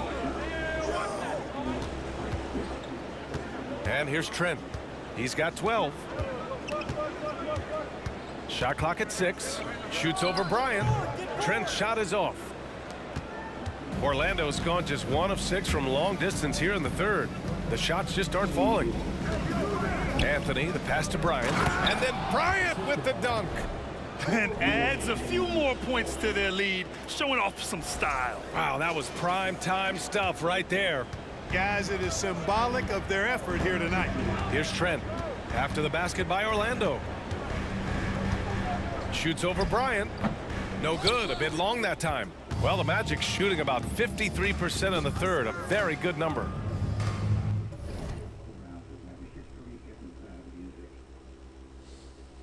together, the two of us, I think we'll have the most complete picture of what's going on. I will be tuning in because I subscribe, man. I appreciate it. Absolutely. Absolutely. I will be tuning in. I'm going to be there for all of it. Man, this is the right week. A lot of stuff that I did not know. Situation. Like, I didn't know he was X, his big mom, like a shooting a gun. That's a revelation to me. A lot of things he brought to light today, man. I really appreciate it. It's been fun to work this. You know, asking questions. I don't know if all of this is because that people been asking questions. I'm just ignoring the chat. Like, I'm trying to stay focused. You know, I've got about another 15 minutes. If you've got more questions, I can go. I got some questions that anybody got any questions for George Cheaty, please put it in the chat, and we can we're taking audience questions right now. If you got any questions for Mr. Cheaty, we will definitely give you an opportunity to have your question answered. I really want to answer the question for you. Yeah, man, this has been fantastic. I'm looking forward. I did submit that document to be able to record down at court. I haven't got an answer. They said they sent it to the judge. But I haven't got an answer back yet. If I do that, I may be down there around. You'll get it before you go. Right. And for me, this is not about like liquidating yourself. It's not about me having a exclusive situation. To the middle. Achua with a steal. Here's Moncrief. He's guarded by Anthony. No good there. Excellent D there from Bryant. Well, the Magic shooting about 47%. A nice number. And Nurkic throws it down. They're really dictating the tempo on both ends of the court. You love it. And don't leave out the coaching staff here now. I mean, their game plan has been perfect. Pass to Boucher. Trent against Bryant to the left side wing. And again, Toronto no good. And they're up considerably because of their efforts on the glass. Yeah, rebounding has been a big key in this one. They've asserted their will and have taken control on the glass. Offensive board. The three. And no good. Here's Moncrief. Over Anthony. And that's not gonna go. And so it's Orlando with an impressive 16.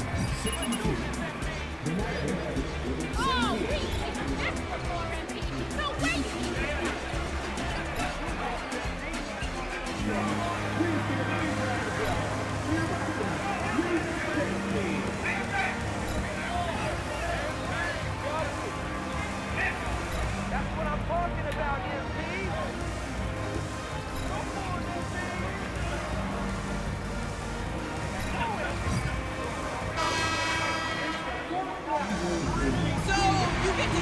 celebrate one good game?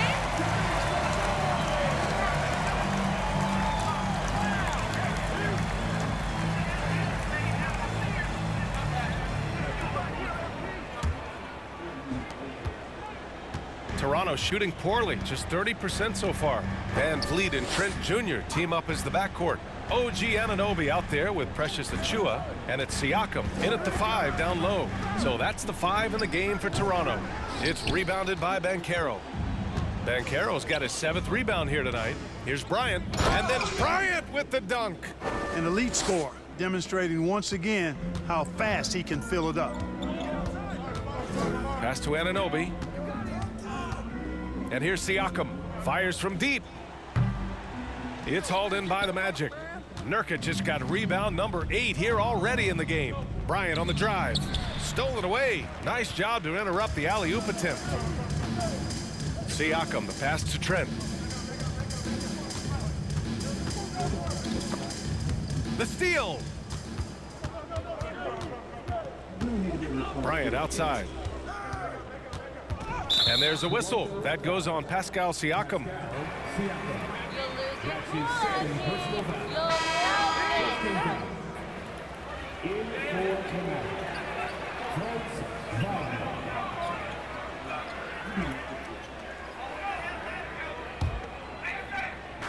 A few possessions into the 4th, just over a minute played.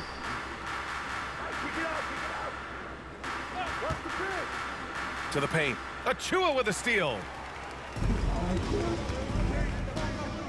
Siakam outside. To the inside. Trent. And that one is hammered home. And we talk about Siakam's versatility. Well, there it is. Nice pass. Here's Suggs. Anunoby covering. Pass to Bryant. It falls, and now he's 10 of 15 shooting. Nice work. And another great assist. The offense is really clicking now. You know, the defense has really been kept off balance because of the outstanding passes. 4 straight field goals have been made off an assist. Now here's Anunoby. Trent from long range. Wesley with a rebound. He made a 3 back in the first half, but that's it. We'll see if he can find his stroke. Trent against Bryant. Pass to Wesley. Trent with a double. The shot by Wesley, no good. Trying to close out. You got to know who's hot and who's not. Things just don't seem to be clicking for them offensively. Yeah, they really need to find a way to get back on track. Three-pointer, Van Vliet buries it from 3. Pick works well there, but the defense left a lot to be desired. Yeah, that's not the defense you need. You got to be tougher defensively. Wagner on the wing. Shot is good, off the back rim and in. Wagner's got his first points of the night. Their offense is really humming right now, and it's because of the beautiful ball distribution. 10 straight points off assists, that's very impressive, and it also makes the game easy and fun to watch. Now here's Anunoby. Shot clock at 5. Back to Trent. Takes the 3. Rebound by the Magic. Wagner's got 5 rebounds tonight. Bryant outside. Pass to Banchero. Here's Wesley. Here's Bryant. Rebounded by Trent. Trent's got 4 rebounds in the game. Now Van Vliet. Achiuwa with it. Van Vliet outside. Here's Siakam. He got a piece of it. Certainly not the kind of night he was looking for at the offensive end, and it's had a ripple effect on the team. Here's Banchero. Achiuwa defending. And Banchero gets it. Lead by 19. Cashing in on the interior, making it look all too easy. And Toronto calls time here. There's just a lot of... Anybody else who's been injured, the label was a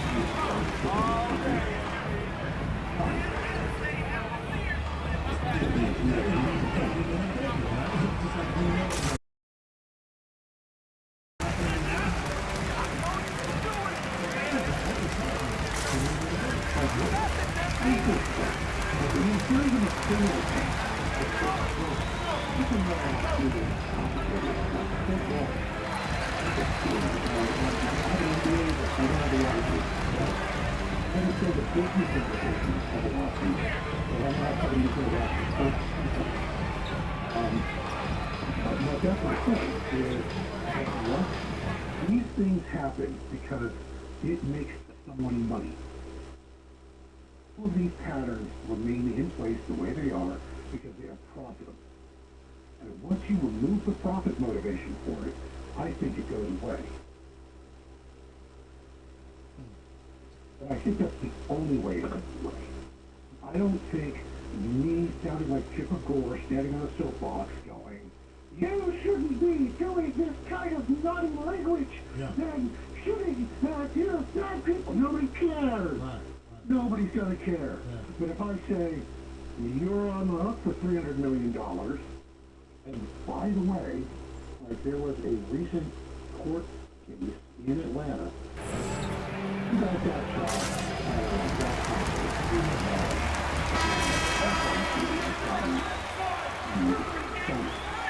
I can tell you're scared of us, MP. I don't care what the stats say. We are not doing to acknowledge that we are even being sued. Because apparently, like that was, I don't know exactly what to do. Personally, I think there was somebody that was just studying. Magic on D. 19-point lead, which is the largest margin of the game. Who's watching him? Siakam outside. The crossover. Up again. It's good on the putback. A fantastic athlete. You love the effort Siakam shows on the glass to keep plays going. Pass to Wagner. There's the three. And he can't get that one. Now Toronto takes it the other way. His offensive output just isn't there tonight, but his teammates have found a way to pick up the slack. And Siakam gets it to go. Siakam's got 10 points here in the second half. And just using every inch of his incredible wingspan, Siakam is able to make some creative finishes. Out to the wing. The three from Banchero. And it's Toronto with a rebound.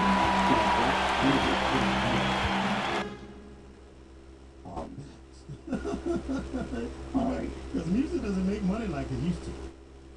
No. Like, I mean, Sony makes a lot of money from a lot, like, Sony Music makes a lot of money from a lot of different things. Yes. Like, they're, like, they might have made $500 million from rap music, so maybe it's half. Well, seriously, like, you can't tell me that that's just the cost of doing business, not a God number. You get 3 or 4 or 5 of those rolling up on the music industry one right after another, their business practices will change. I believe that's true. I believe that's true. And you know, that's kind of saying that maybe indirectly they may be responsible for a lot of the things that's going on in the community. I think that's the angle we're coming at because they're rewarding these behaviors, these actions with money and fame and prosperity. And you know, and so that makes a lot of sense, man. Maybe families need to really look at this because a lot of this stuff is perpetuated through the music, through the art form. I agree. It really is. And that's a huge problem. And I mean, like, you can't legislate it. Like, free speech is free speech. Like, you can say literally anything you want to on rap music. That's not a problem. Like, the question is whether or not, like, the business as an entity overall is facilitating passive crime. And if it is, I think you got a legal case. Outside Barnes. Deflected. Here's Suggs, guarded by Van Vliet, and he got the whistle on the way. You got the guy in the bridge. actual murders are tied to this indictment in this RICO case. Hey up.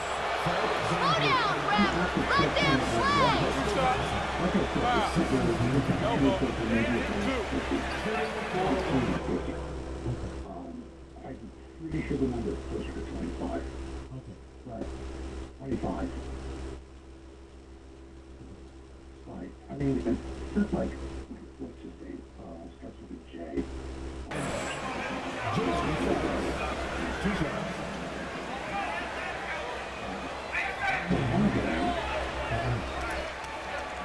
Take a break. Take a break. 2 shots.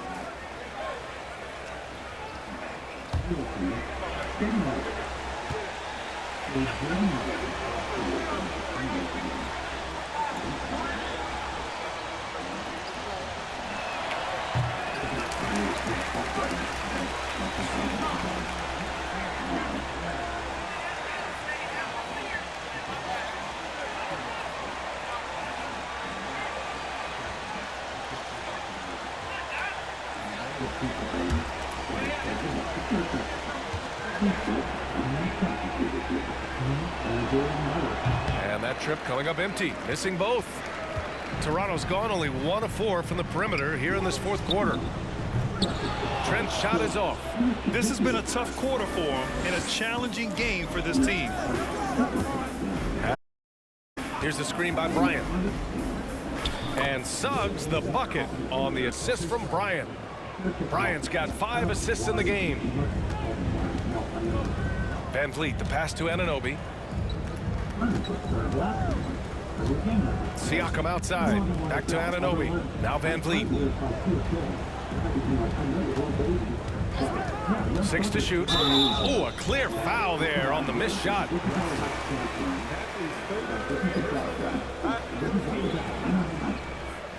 At the line,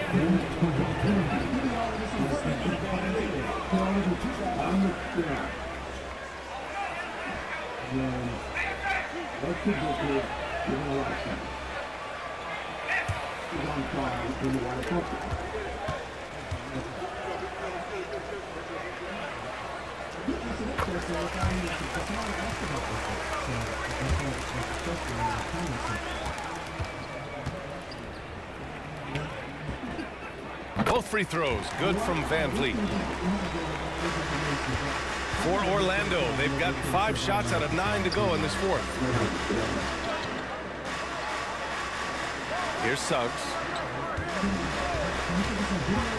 Pass to Ben Carroll. Everyone in the building saw the obvious contact.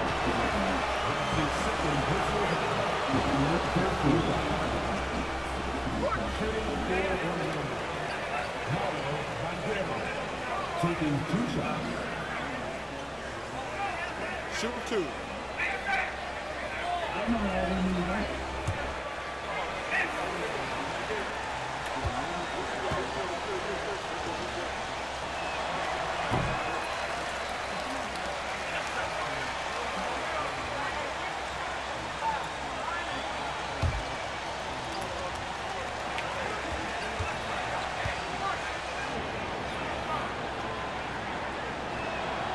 And he sinks the second.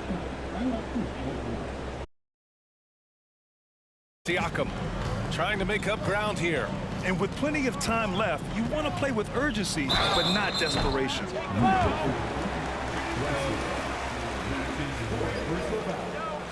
team foul. At the line for your Raptors.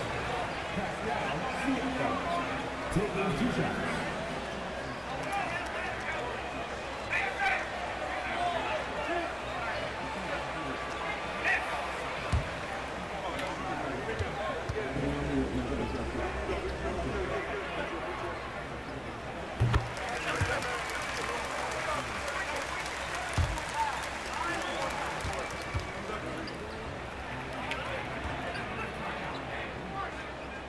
And so he makes both from the line. And so here is Orlando. Earlier in the game, they led by 19. Here's Ben Carroll. Down low. Oh, it's stolen by Siakam. And now the Raptors on the break. And he was fouled in the act of shooting. Opportunity for a three-point play here. Everyone knows it. That's his second personal foul. 13 fouls. At the line for your Raptors. Pascal Siakam, shooting 1.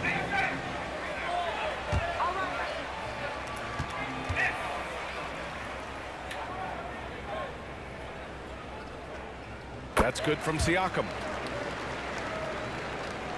Orlando has gone 0 for 2 from outside here in the fourth quarter. Bryant a screen on Van Vliet. Wagner right side. Launches a three. Barnes with the rebound. Here's Toronto with the ball. They're on an 11-3 run. Inside. Oh, and a vicious dunk by Barnes. He's undersized for a 4, but his hops level the playing field. Pass to Ben Carroll. Here's Wesley. Rebounded by Trent. Trent's got his 5th rebound in this one.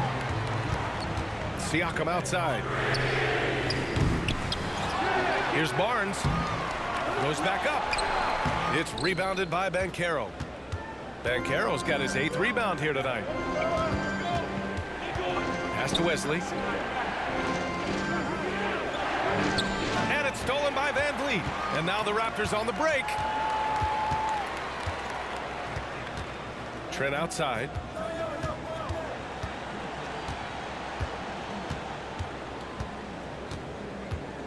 Siakam left side.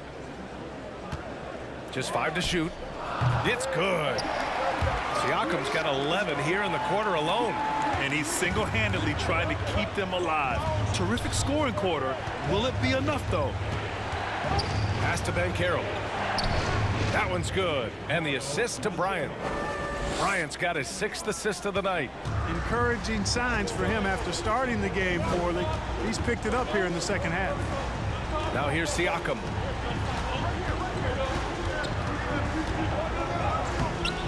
Wesley with a rebound.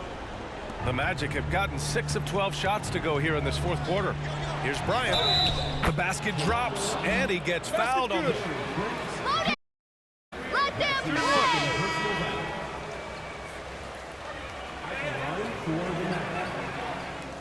Shooting 1. What's up?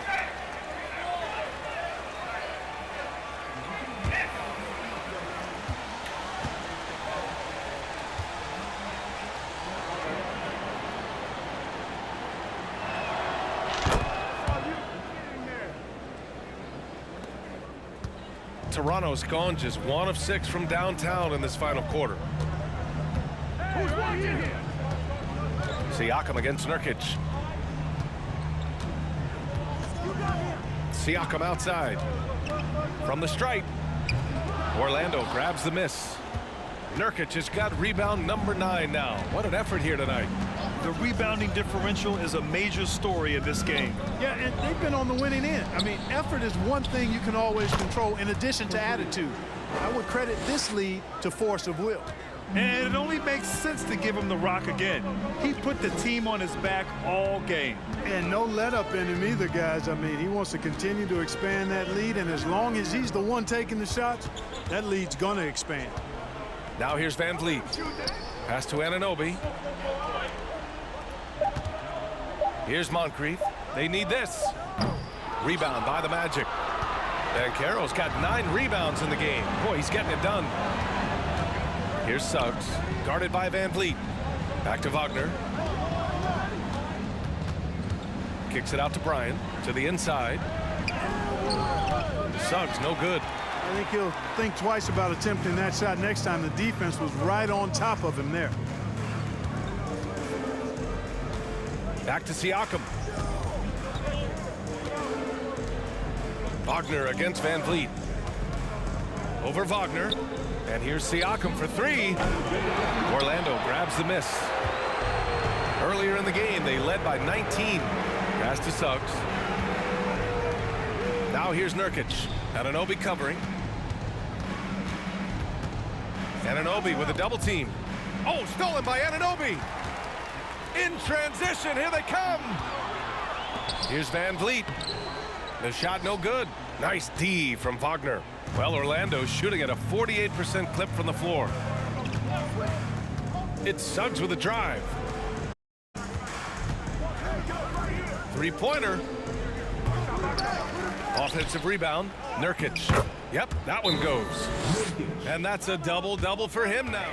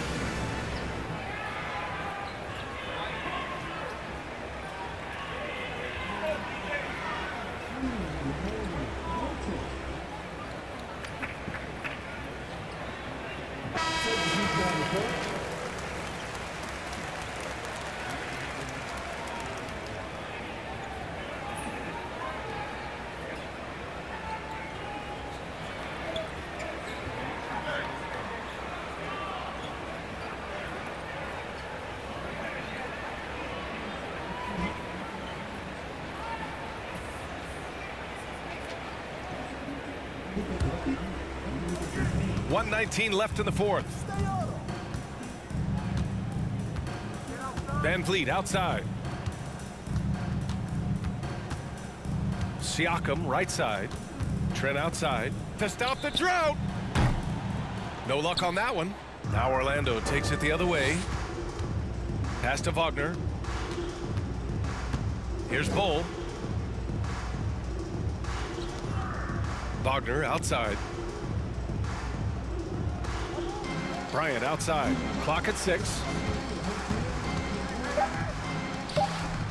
Rebound by the Raptors. Siakam with it. Nurkic picks him up. Siakam in the post. And he was fouled while in the act of shooting. That's his second personal foul. 14 foul. At the line for Toronto. Pascal Siakam at the line for 2.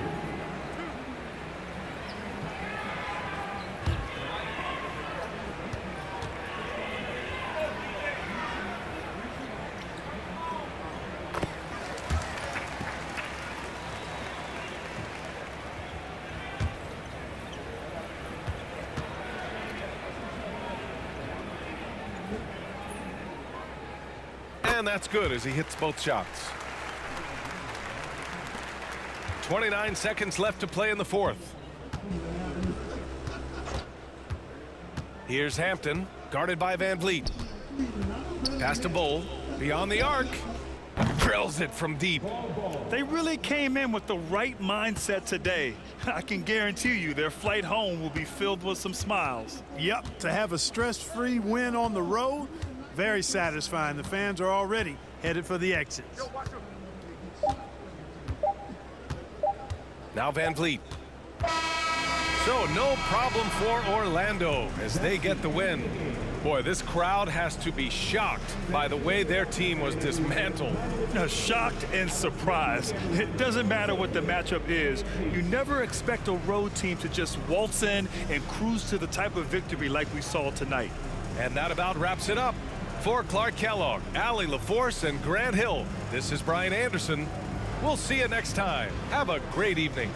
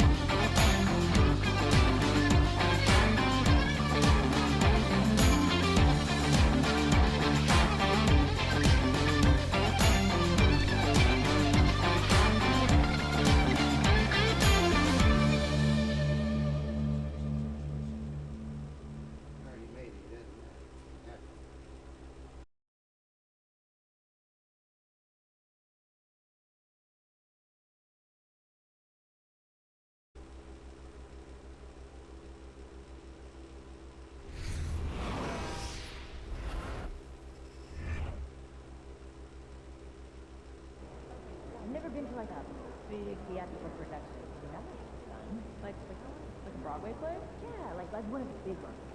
No, not my thing. I like being able to play those too. I like that. Educational. Oh my goodness, you guys are so ridiculous. Of course, you can be part of it.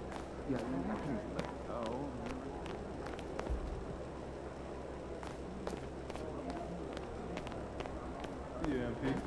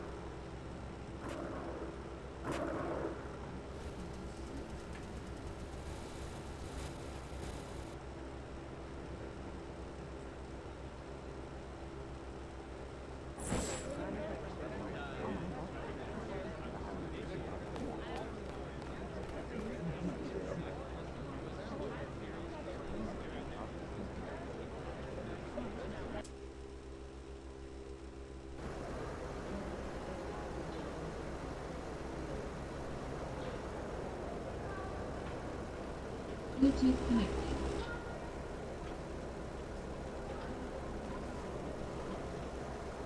All right, MP, ready to go get it? Born ready. We'll catch you at halftime. All right.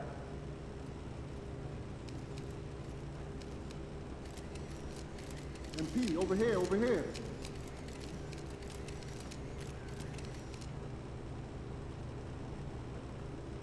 Spinning twice as much as you do. The last picture you took?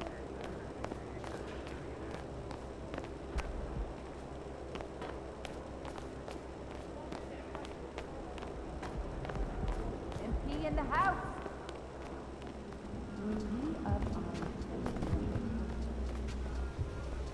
MP, I'm gonna chat with you for a minute. What's up, Coach? I've just been reading in the press how we're facing a guy tonight that many people are saying is deserving of some hardware at the end of the season. Even more deserving than you. Coach, you know I don't pay that kind of talk no mind. Well, I kind of wish you would. We need you to take this game personally. Okay. All right, I want you to shut him down. Leave no doubt who the top dog is in any award race. I can do that. I know you can. Now go show everybody else.